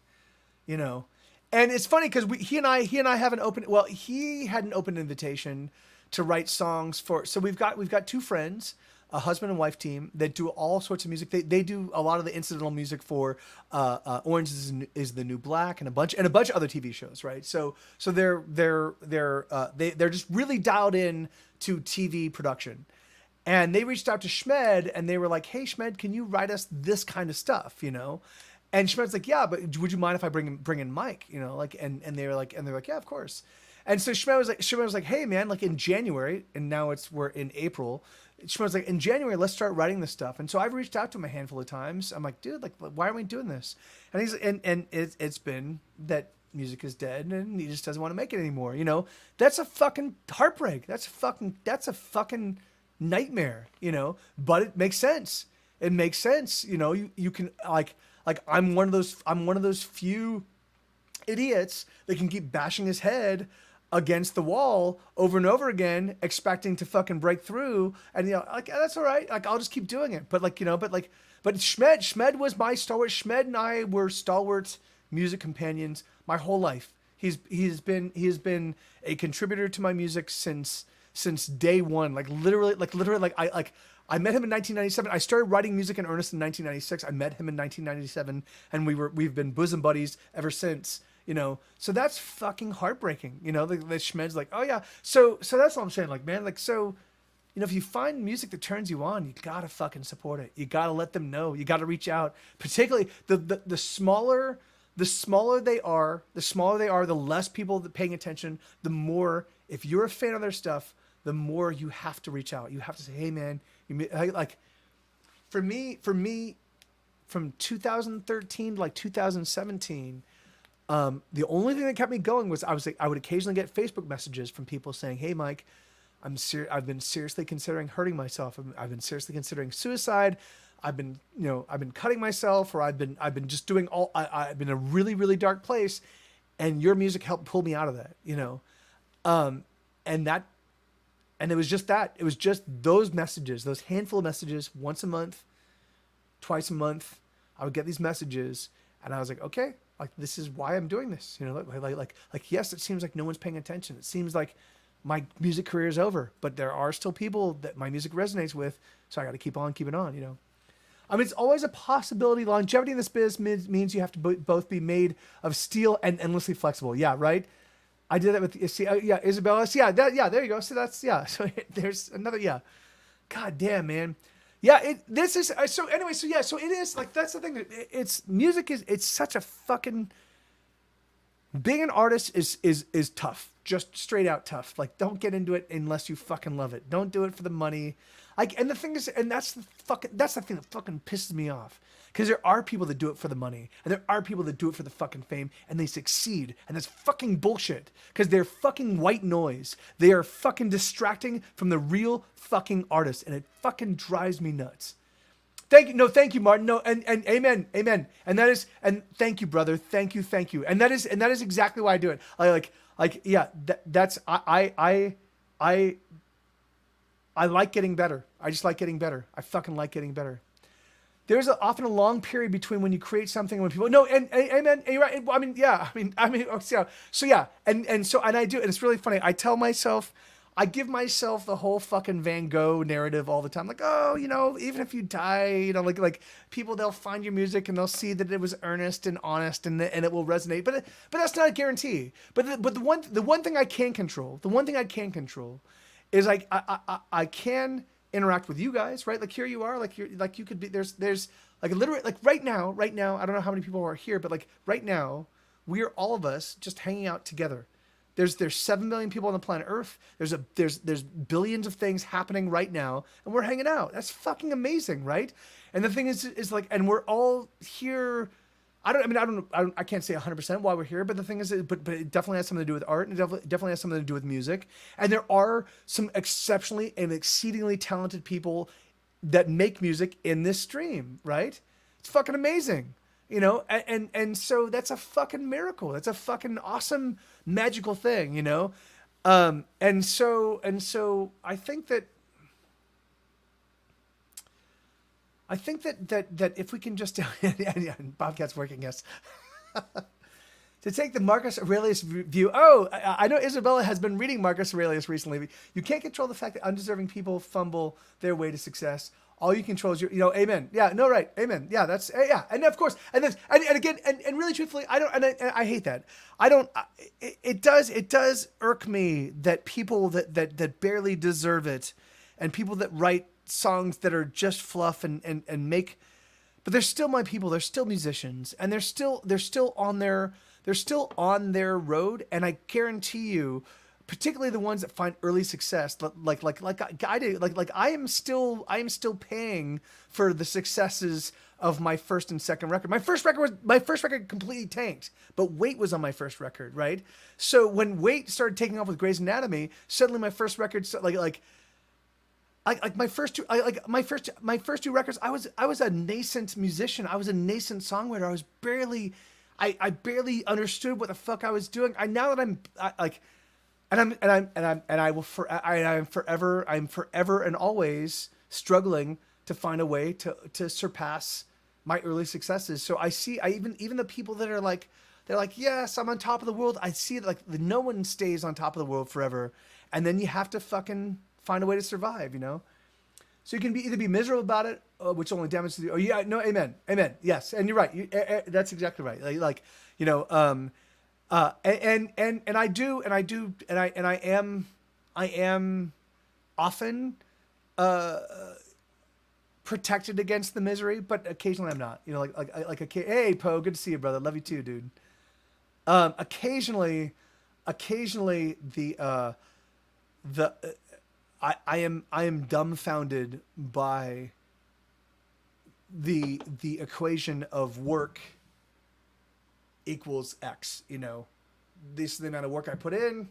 It should be like you would think that it would be commensurate with some sort of attribute, some definable attribute, but it's not. Like the thing is, I kind of feel like if I wasn't putting out new records at all, and if I maybe was streaming once a week, I would still be at the same level of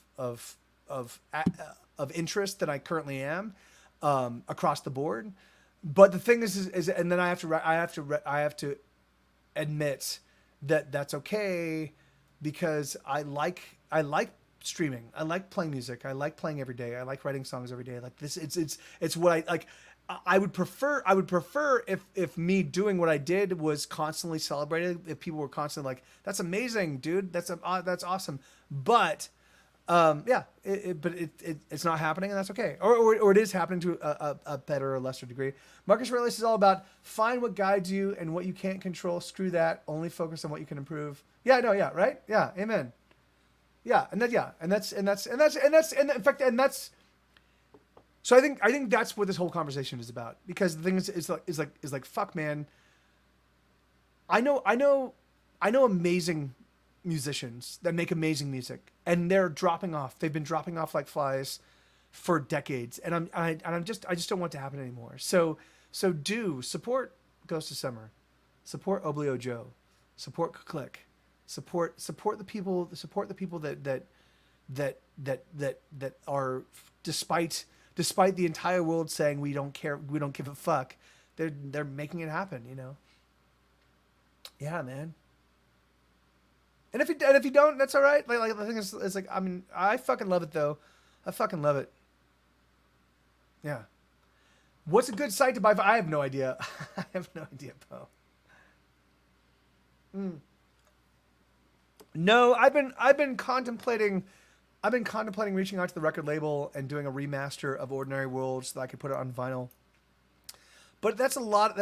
First off, I don't have the masters anymore. So my hope is the record label has the masters, and so because they would need to be remastered for vinyl, and it's just a lot of, it's just like, you know, it's a lot of work for, you know. Oh, and by the way, my sister just sold a green glass pepper on Vinted. Okay. What? Is that material to this conversation, Isabel? No, what? No, yeah, no, of course, and, yeah, and you know, and it is easier to make vinyl nowadays. Like there are more shops that do vinyl pressings, and you can do them for limited runs. You can do 100 copies of vinyl. It's still a pretty expensive proposition, and it's also I can't maintain inventory. Like me just holding on to the books I've made, like I'm running out of space just for the books, you know. That's why I can't do CDs anymore, because it's not that they're prohibitively expensive to make. It's just they're prohibitively expensive to actually store. You know, if I don't sell, if I print up 1,000 copies, which 1,000 copies is right around the point that you sort of get a cost.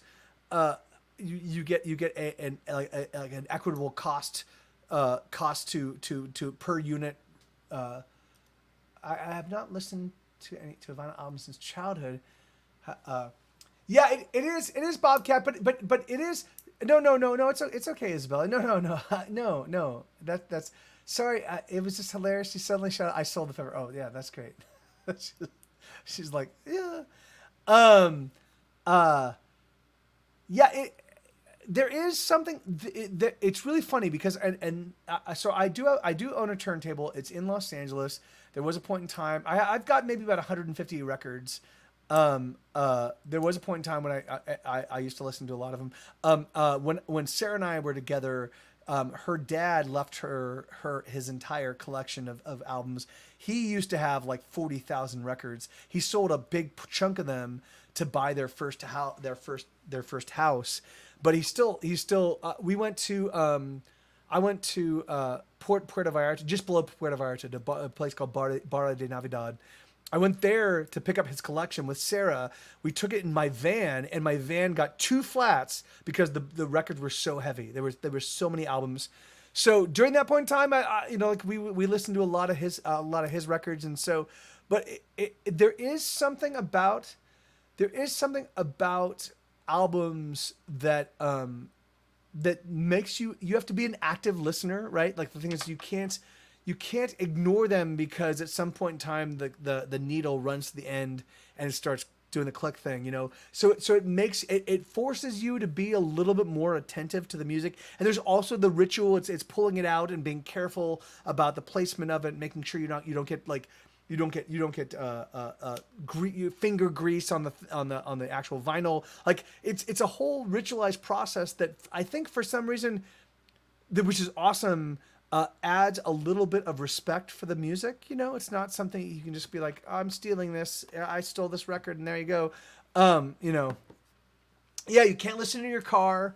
I mean, I guess maybe might be possible to put together a record player that does work in your car, but it's impractical. Hold on, let me see.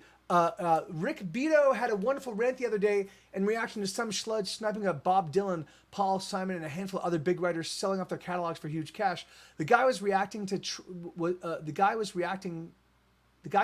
to was trying to say that no one will care about some of these guys in 400 years, while other specific ones will.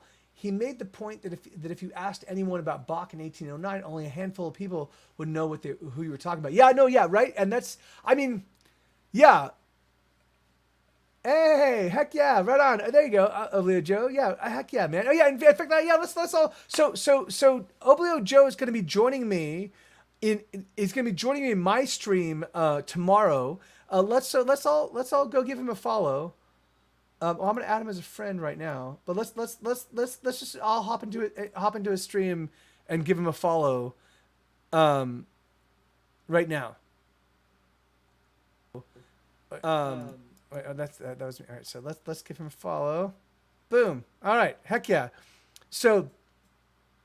And yeah, man, and I promise, like, guys, I don't fucking bullshit. Like I know music. I know music. I know great music. I know great musicians. I promise you. John is one of them. He writes amazing songs. You have an opportunity to be on the ground floor of someone, and you know what?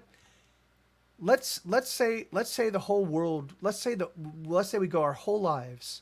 Let's say we go our whole lives without Get Set Go breaking out, or Eric Lee breaking out, or John Brunel breaking out. Like, you know, like let's say like Click breaking out. Like, let's say it's just. But the thing is, but even so, it doesn't. Fuck the cool crowd. Fuck the popular kids. Fuck them. The thing is like I know great music, and my friends make fucking great music. They make fucking great music, and so I'm giving you an opportunity.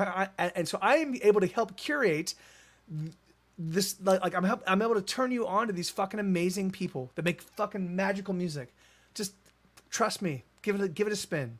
And if you give it a spin and it doesn't resonate, that's okay. But the thing is, I'm nearly 100% certain that if you do give it a little bit of attention, it will matter. You know, it will resonate. So, what keeps popping? Oh yeah, why is the question like? And is Elix here? I missed it. I missed Elix. Hold on, wait. Did Elix just show up? I didn't see him. Yeah, awesome. Who's what? Wait, what? Who's saying nice things, Isabella? What? That's bullshit. Hey, there he is. Hey, brother, how you doing, dude? Good to see you, amigo. Yeah, man. So again, the reason why this whole conversation has been happening, the reason why I even fired up the stream, is because I've really been struggling personally with my, I mean, of course, I'm filled with lots of self-loathing, filled with lots of self-doubt, filled with lots of all of the negative perspectives that keep people from doing anything, you know. And for whatever reason, I don't know why it is, but for whatever reason, I get to a point where I can't not make music, or can't not, like I have to make stuff. And it's just built into like me and my sense of like I have two options. I can kill myself, which I don't want to do, or I can make stuff. And I'm like, okay, kill yourself, make stuff, or I'll make stuff, you know. And I will poop out a song, and I'll be like, oh, all right, great. I can now relax for a few days, you know. But I'm also addicted to progress. I'm addicted. I don't like feeling like I fucking hate feeling like I'm going backwards. I fucking hate feeling like for me, 2004, 2013, 2014, 2015, those years when I literally felt like my music career was collapsing, and I felt like people were no longer paying attention and no one gave a fuck about what I did. Like those were devastating years for me, and I hurt myself intellectually, physically, chemically. Like I just kept fucking punishing myself over and over again. I don't ever want to go back there. I don't ever want to get back to that kind of headspace. And so that's why I check in, you know. Hey, 9 to 12, how you doing? So yeah, that's why I say what I say. Like the things like I realize that like if I check in with you guys, if I say, hey, this is what I'm going through, and this is what I'm feeling, and this is the pain and the woe I'm experiencing, you know, at least I'm not dying in a closet, you know. At least I'm letting, and you guys, as you have always, and I fucking love you for it, you stepped up, you know, and you've reminded me that what I do is important, you know, maybe not to the whole world, but to you guys, and that's fucking awesome, and I fucking love you for it. And thank you, Elix. Thank you so much. 45 months. That's fucking crazy, right? Yeah, man. I'm not in the right headspace for soul searching discussions around art and value of someone's acts and creations. But okay, no, amen, brother. Yeah, no, and I feel you, dude. Yeah, know you're loved, man. I fucking love you, dude. With all my heart. You are my family. You're my brother, dude. So just know that. And if you need anything, you let me know, okay? Yeah, anyway, fuck. So, okay, what are we going to do? I think we're getting near the end of this stream. I don't know. I don't know. So, I think we've solved all the problems about art. I think we've talked about, I'm taking care of my business. Okay, awesome. Right on. Awesome, man. Sorry I didn't step up yesterday. I was going through a tiny existential crisis of my own. So I straight up left the internet for most. No, that's, I mean, fuck, man. I know. Yeah, that's, I kind of feel like Get Set Go and my music attracts the kind of people who find themselves in existential crises, with regularity, you know? Yeah. You know, yeah. It's, yeah, don't yeah, don't sweat it, man. The thing is like, yeah. And again, like, you know, yeah, like I know, yeah, failing and flailing, brother. Like, yeah, you're my, like you, I mean, yeah, we hung out in Austin. Like, I think it's like, yeah, like I'm always in your corner, brother. You know, don't worry. I know, like, yeah, like you guys, those of you who have resurrected music for me, and that's a lot of you in this stream. A lot of you have said, like, a lot of you, despite everybody else, have said, I like this particular song, and you kept requesting it and kept that song alive. Like I don't ever, for whatever reason, you become forever linked to that song in my mind. So with Elix, it was Unstoppable. Bobcat is Ghosts and Living Like We Should. Paper Cat. It's like Paper Cat. Now it's Looking East. But it's like Retro Roadshow is My Bones Will Sing. There are these, oh, that's awesome. That's awesome, Bobcat. That's great. That's great. So it's so crazy. Like there's so many songs that and it's funny because it really is. It's like all of the people that I know that have been hardcore fans for a very, very long time, like their taste in my music is very, very much fixed in my mind. And those songs, when I play them, I'd say 9 times out of 10 when I play them, they appear in my head. Like I'm playing them, which is all right. So let me say this. This is a really crazy thing, and this is the amazing thing about making music. So I can literally have I'm playing guitar, right? So here I am. So here I am. I've got my guitar, right? And so here. So I'm strumming. So I have to pay attention to the meter and the time and the chords and the melody and the lyrics I'm singing. But while I'm doing that, while I'm playing the song, inside my head, I'm also thinking about what's going on in the chat. I'm also thinking about, oh, this song reminds me of this person. This one time I did this thing, and I'm also thinking about other people that this song reminds me of. So literally my brain, it doesn't bifurcate, it doesn't trifurcate, like it splits into like 7 or 8 or 10 different thought processes, and it's following all of these different threads simultaneously. And it's lately it's been really boggling my mind. I'm like, how the fuck is this? And then when I see that I'm doing that, when I see that I'm thinking about 6 or 7 things at the same time, when I recognize that I'm then there's the part of me that's recognizing that I'm, so all of a sudden now my brain is going, oh, this is so crazy. You are having all of these thoughts and you're thinking about all these, you're paying attention to the song and you're delivering the lyrics and you're playing and it's in key and it's in tune and it's in time, and you're also reading what's going on in the chat, and you're also thinking about I'm like it's fucking amazing. It's like I am literally like, I have like, it's like the guy with all the spinning plates. It's beyond like I have hundreds of spinning plates. Look at this.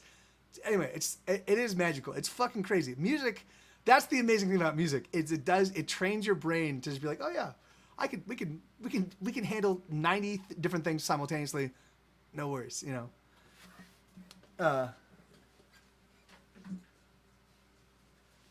It's like music is its own place, full of people and memories. Yeah.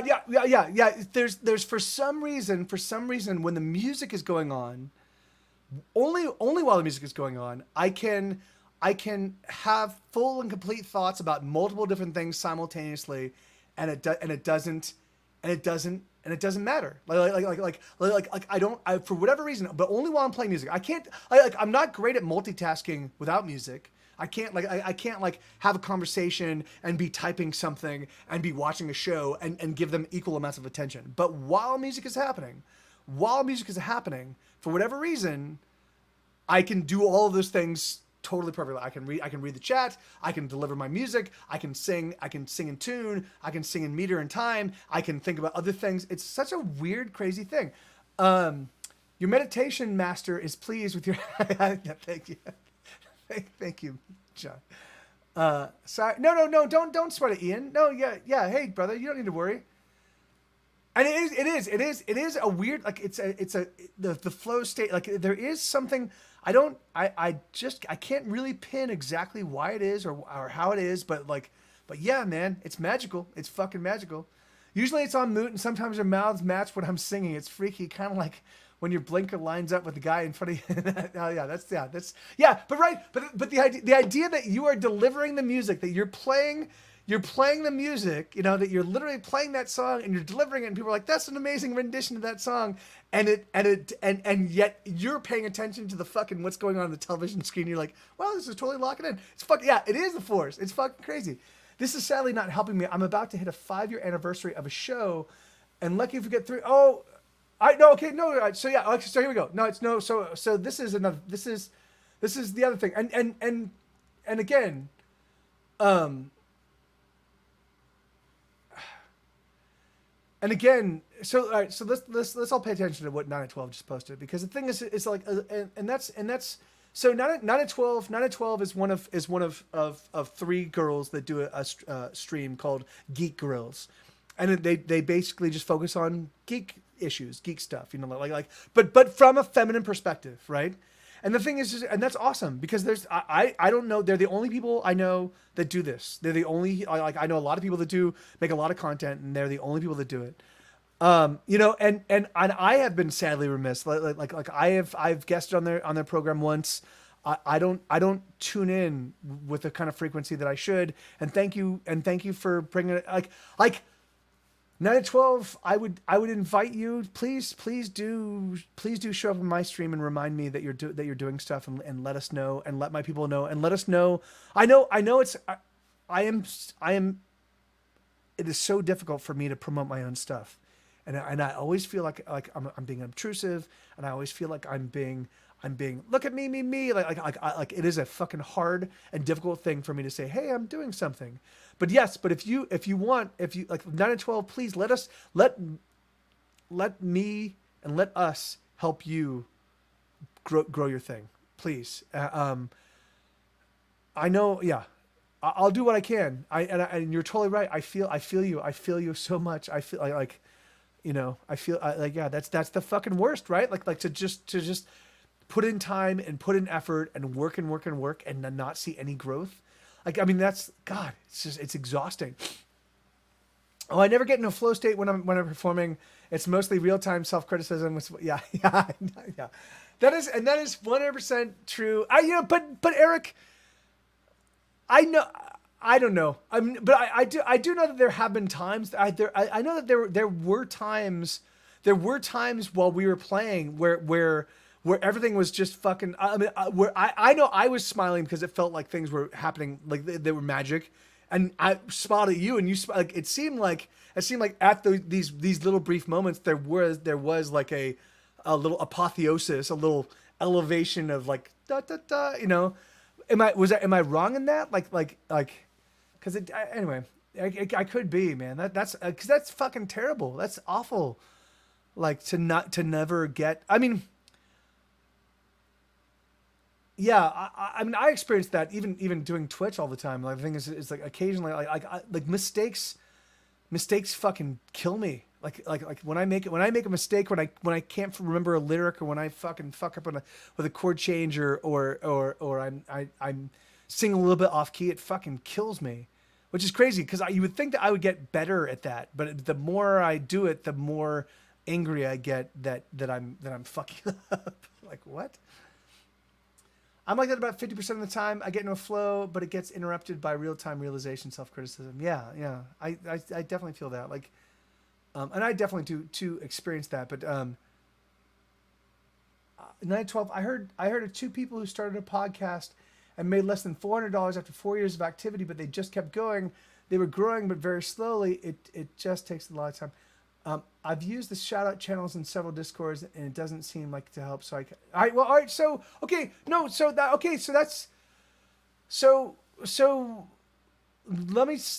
us see if we can help you, right? Let us see if we can help you. I mean, we can show up. So tell us. All right. So 9 at 12, tell us about your channel from your perspective. Tell us what you do, why you do it, how you do it, what times you do it, and just give us I've got a handful of people here right now paying attention. Let's see if we can convert them all into people that will tune in the next time you stream. And I promise you, I will do. I mean, it's really difficult for me. Like my life is jam packed, full of my stuff, and so it's really difficult to carve out time for entertainment that is not something that I can that's not already built into my codified into my program. But the thing is like, but I will do it for you. Of course I will. Of course I will. So what do we do?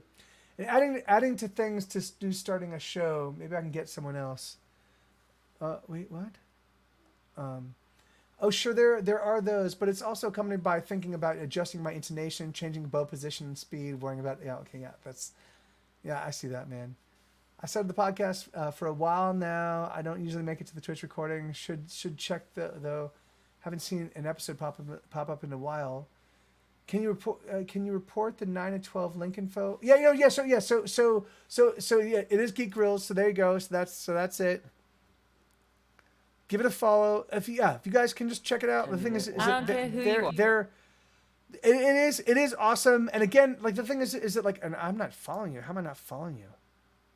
That's crazy. This is so good, so juicy. It's so good. It's a remix. Okay, all right. So it's Tuesdays at 8 Eastern. So that's okay. So I'm streaming. So I stream until 8 p.m. Central, and then I raid a Night Attack. And how long is the episode? So it might be tough for me to catch it live. What is how so I seem to remember it's not super long. It's a couple hours. We are production meetings now, first Tuesdays instead. Okay.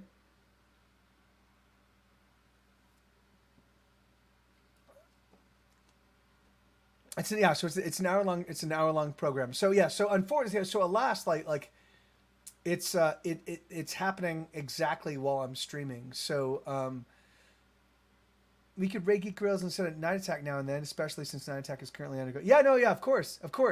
Yeah. So maybe what we'll do. Maybe I'll have to talk to Trey because we've been streaming from Trey's. But maybe what we can do is maybe we can do either we bump our show up half an hour, or we on Tuesdays, or we end a little bit early and we can raid you guys and try to catch the when we moved to Tuesdays, it certainly didn't help with the conflicts. That is a bit tough. But even so, like you can definitely follow in so even if you can't catch it live, you can definitely catch the stream. Like the thing is, like they're sweethearts. They are filled with geek knowledge, and they handle all sorts of awesome perspectives on games and shows and books and whatever. Like they do the whole thing. So, yeah, amen. Maybe all streamers should show Be Right Back clips of other streamers. Yeah, right.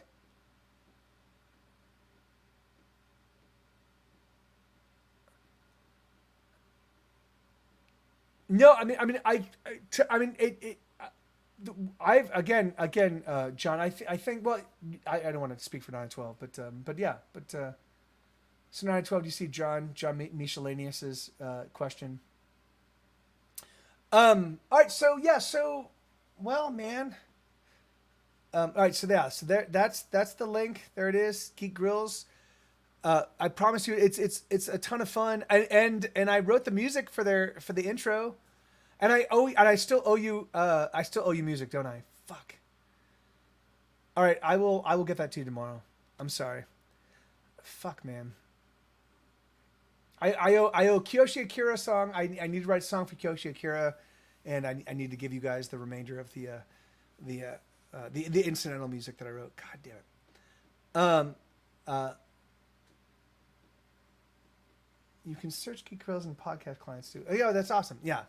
All right. I will get you the music tomorrow, 9 to 12. I'm so sorry. It's halfway there. Like I've got the beats and I've got the I've got the beats and I've got the piano chords or the organ chords. I just wanted to write. I wanted to add some like little like guitar noodling over it, make it sound cool. I don't. There's no hooks. There's no melodic hooks. So, god damn, I can't believe I totally forgot about that. I'm such a shitty human being. God damn it. All right. Okay. So yeah, man. So yeah, well yeah, no, yeah, of course, yeah. If your hubby wants to throw on some bass, of course. I've been subscribed to the podcast, but I never get through all podcasts anyway. No, yeah, right. Okay, so yeah, I mean, I think we've cracked the whole art nut, right? Like we now know what it takes to become a successful artist. We now know what the artistic experience is like. We now know basically everything you could possibly know about art. I think we're done. I think I can just go kill myself. I think done. Perfect. Thanks for being. No, I know. God, I know. Pimping. Yeah. Saying, hey, this is me and this is me and this is my stuff, is disgusting. You know. It's disgusting. You know. It's fucking disgusting. It. Why have you been shivering, Isabella? Why have you been shivering? Oh no, it's not COVID, is it? Yep, it's solved. It's a terrible roller coaster. We have to figure out a way to ride it anyway. Yes, exactly. This anniversary is discouraging me, so I feel for you when you get down. So no, yeah. So the 5-year anniversary is coming up. 5 years. It's fucking awesome. 5 years. They've been doing this for 5 years, and they are fun and clever and awesome and brilliant people, and the fact that they do not have an audience is disgusting. And so let us try to help them out for their 5-year anniversary, and then let us try to like stay engaged. I mean, man, that's if there's any takeaway that you guys leave from this show right now, for me, it's that the things that you love and the things that you like and the people that you like, if they do something public facing, they do something that is about entertaining you and offering you something. It only survives because of your involvement and your engagement. You can't. 90% of people on the internet only lurk. You know, they just show up and watch. If you do that with tiny people that do little things that turn you on, they will die. They will go away. They will evaporate and be gone forever. I've seen over and over and over again with people. I can't tell you how many amazing musicians I know, amazing musicians that wrote heartbreaking, beautiful, triumphant, awesome music that no longer do it and have no interest in doing it again because it was too hard. It was too difficult. It was too painful. So it's up to you. Like it's as much your job as it is their job. You know, they are making the music, they're putting it out, they're offering it to the world. The thing is if it resonates with you, if it turns you on, you have to be engaged. You have to be like, you know, it's like, or it goes away. And the thing is like, and so when a band goes away, you know, that you loved, or when a musician goes away, or when an author goes away, or when something you loved goes away, like you have to recognize that you too were complicit in the loss, in that loss, you know. So don't let it happen. Yeah. Sam's a good friend and fucking just a great guy and yeah, man. Yeah. Anyway, whatever. It's whatever. I wish. If only I had the power to decide who lives and who dies. No. If only I had the ability to, you know, to say, hey, this is amazing, and have that resonate, and have people be like, fuck yeah, it is. Like to have people listen with their ears and not their heads. I mean, that's the crazy thing. Like for me, most people listen to music with their heads. They don't listen with their ears. They don't listen to the sounds. They start with it like tell me if this is not the way that you know, and maybe you even yourself experience music. First, you listen to the sounds and you go, is this my music? So if it's country sounding and you don't like country, you're gonna immediately dismiss it. It's country, I don't like it. If it's banda, like Mexican oompa music, and you don't like that, I'm not gonna like it. So first it shows up. The moment you hear a song, you go, is this the kind of music that I immediately dismiss? And all of us have a huge swath of songs and sounds that we immediately dismiss. So then it goes from that filter to, okay, now this might be music that I'm into, but is this music the kind of music that I'm into? You know, and so then it goes through the list of like, well, what band is this? Is this a band that I can appreciate, or is this a band that I've already pre-decided? Like, is this Nickelback? If this is Nickelback, I'm gonna hate this music already. Like I fucking hate Nickelback. So no matter what Nickelback does, no matter how amazing the song might be, if it's Nickelback, I fucking hate Nickelback. So fuck this music. And all of us listen to music with our heads before our ears. We don't just listen to sounds. Like, is this pleasing? Does this sound good? Does the beat sound interesting? Are these chord changes awesome? What are the lyrics saying? Like we don't listen with our ears. We listen with our heads first, you know, and that's fucking wrong. And I do it too. But I'm always because once I manage to acknowledge that, I now really do try to the moment I have a visceral reaction, oh, I fucking hate this. I try to check myself. I do try to check myself. Isabella, do you have COVID? Fuck, are you dying? Isabella, I can't have you die. I can't. Please do not die. Please do not die. Please don't have COVID. How would you have gotten COVID if you have COVID? What do you... Anyway.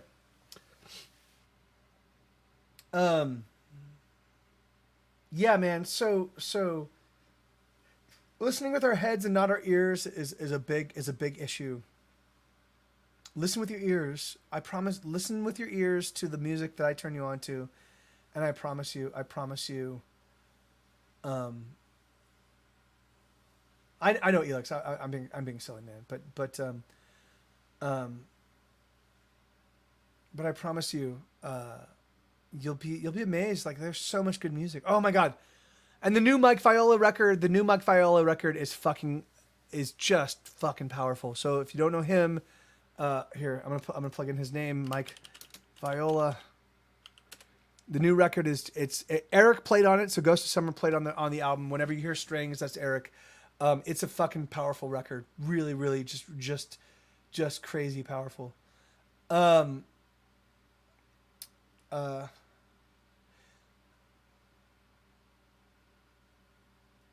you turned me on to Mike Farlow when you guys. Oh yeah, see that's so fucking great. There you go. That's fucking awesome. That is fucking awesome. Yeah, and so yeah, and John, did you listen to his newest record? Because man, like I've only listened to it once. I just discovered it last night. I don't know why I wasn't paying attention, but I listened to his the new record last night, and there were songs that just fucking gave me chills. I was like, fucking hell, yeah. So I'm excited to dig into it. But he just sent me a song today that I'm gonna. Oh, that's awesome. That's amazing, dude. Eric, you have to convey to Mike like how much I appreciate his new stuff. Like you just let him know that you know, from one shitty songwriter to an amazing songwriter, I'm fucking in love with it. Yeah, it's just really powerful. Yeah, thank you, man.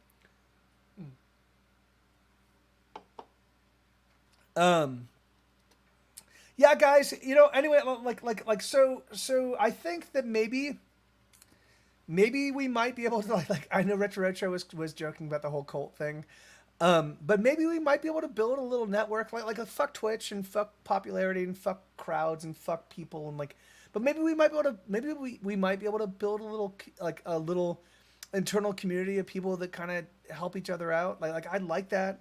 I'd like to have like a little Mr. T's thing, you know. I don't really know how to go about that right now.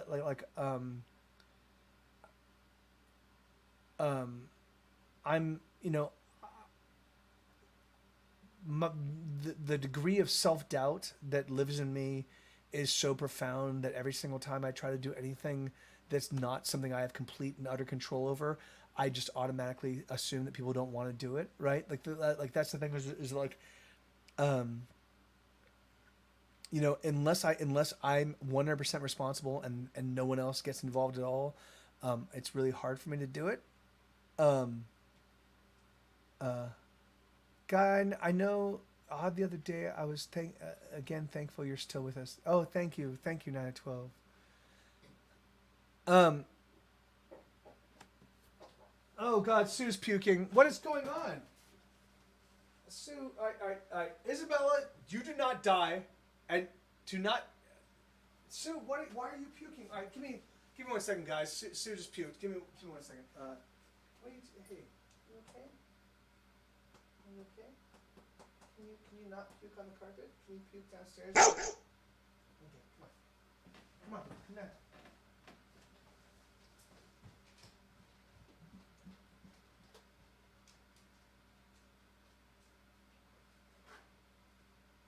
I love you, buddy. I love you. It's okay.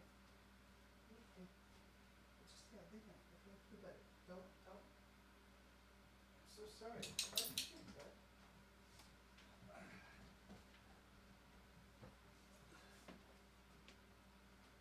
1 second. I'm just cleaning up this. Very gross.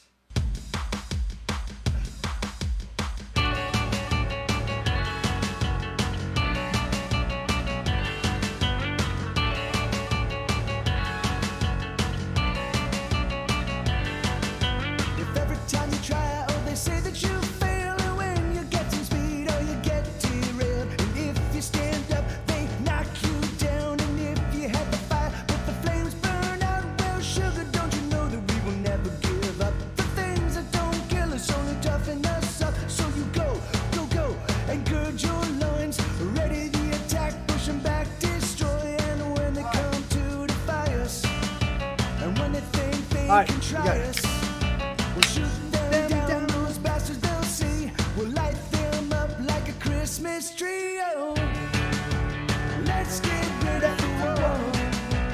Let's go over the top. Let's get rid of the war. And we're never ever gonna stop. Yeah, it was. Let's get rid of the war.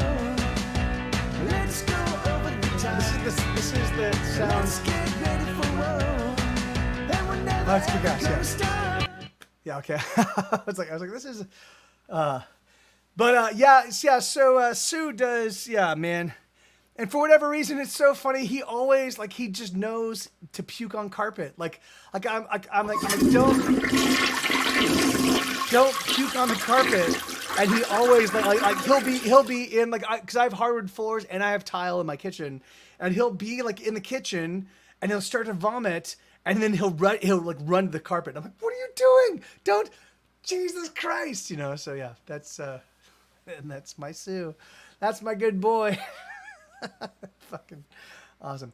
All right, Eric, you be well, brother. Thank you so much, man. Thanks for engaging in this conversation, dude. And it is time to rate somebody. I can't believe we did 3 hours. We did 3 hours of just our conversation. This was awesome. Thank you guys. Let's go rate Gabs. Let's go rate Gabs. That's great. But yeah, man. I know there is a way forward. There is a way forward. There is. I refuse to be relegated to the trash heap of history. I refuse. The thing is I know that the music I make is not it's not Bach, but it's I have my voice, and my voice is singular because it's my experience, and that does have a place in the world of music. And I also know that my friends right now, so John Brownell and Eric Summer or Eric Lee and Kuklik, and there are some of us that keep doing this despite the fact that there hasn't been significant growth in terms of our engagement with the world. There's been significant growth in terms of the way that we make music. We are getting better as songwriters. We are getting better as performers. We are getting better at just what we do, And I thought for a long time that it was just a matter of, it was just a matter of putting out the right record, and then I would be back on the tip of growing things because people were ecstatically excited about my music. That's not the case. That will never be the case. I've now come to realize the thing is there's just too much. There's too much white noise. There's too many options, and the way I do what I do. But even so, I think that like back in 2001 and 2000, in 1998, 1999, like I think that by banding together, we can at least find our own little island of awesome, and I think the way that starts is by you guys checking out. So Kuklik has a new record out. Check out Kuklik. Are you still here? Do you have a link to your newest record? It's amazing. Check out Ghost of Summers. Check out Eric's new stuff on Bandcamp. Check out John Brunel's stuff. I think it's like and if you listen to it and it doesn't resonate, that's totally fine. Not all music's gonna resonate with everybody all the time. But the thing is but maybe we can put together a little group of folk that kind of, there you go. So that's the newest record. Like maybe we can, just kind of help buoy each other, in an ocean of uncaring, in an ocean of disregard, maybe we can, maybe we can't form an island per se, but maybe we can like latch all our little life rafts together. So, all right. So we're going to go raid Gabster. I've got to, and so in Retro Roadshow, of course, dude. You have a great time with the teaching, and dude, man, do keep putting out new music and giving it to us, and helping us, and find a way where we can actually have it, where we can actually own the music. Okay, we're gonna raid Gabster. All right, I love you guys. Thank you. All right, so tomorrow night I'm gonna be streaming here. Thank you, Ian. Right on. No, don't worry. No, and that's awesome, brother. So I'll be streaming here. Oblio Joe, John Brownell will be joining me. He'll play a couple songs. We'll be talking about music. We'll be talking about his stuff. It'll be awesome. Thank you, Martin. Thank you, brother.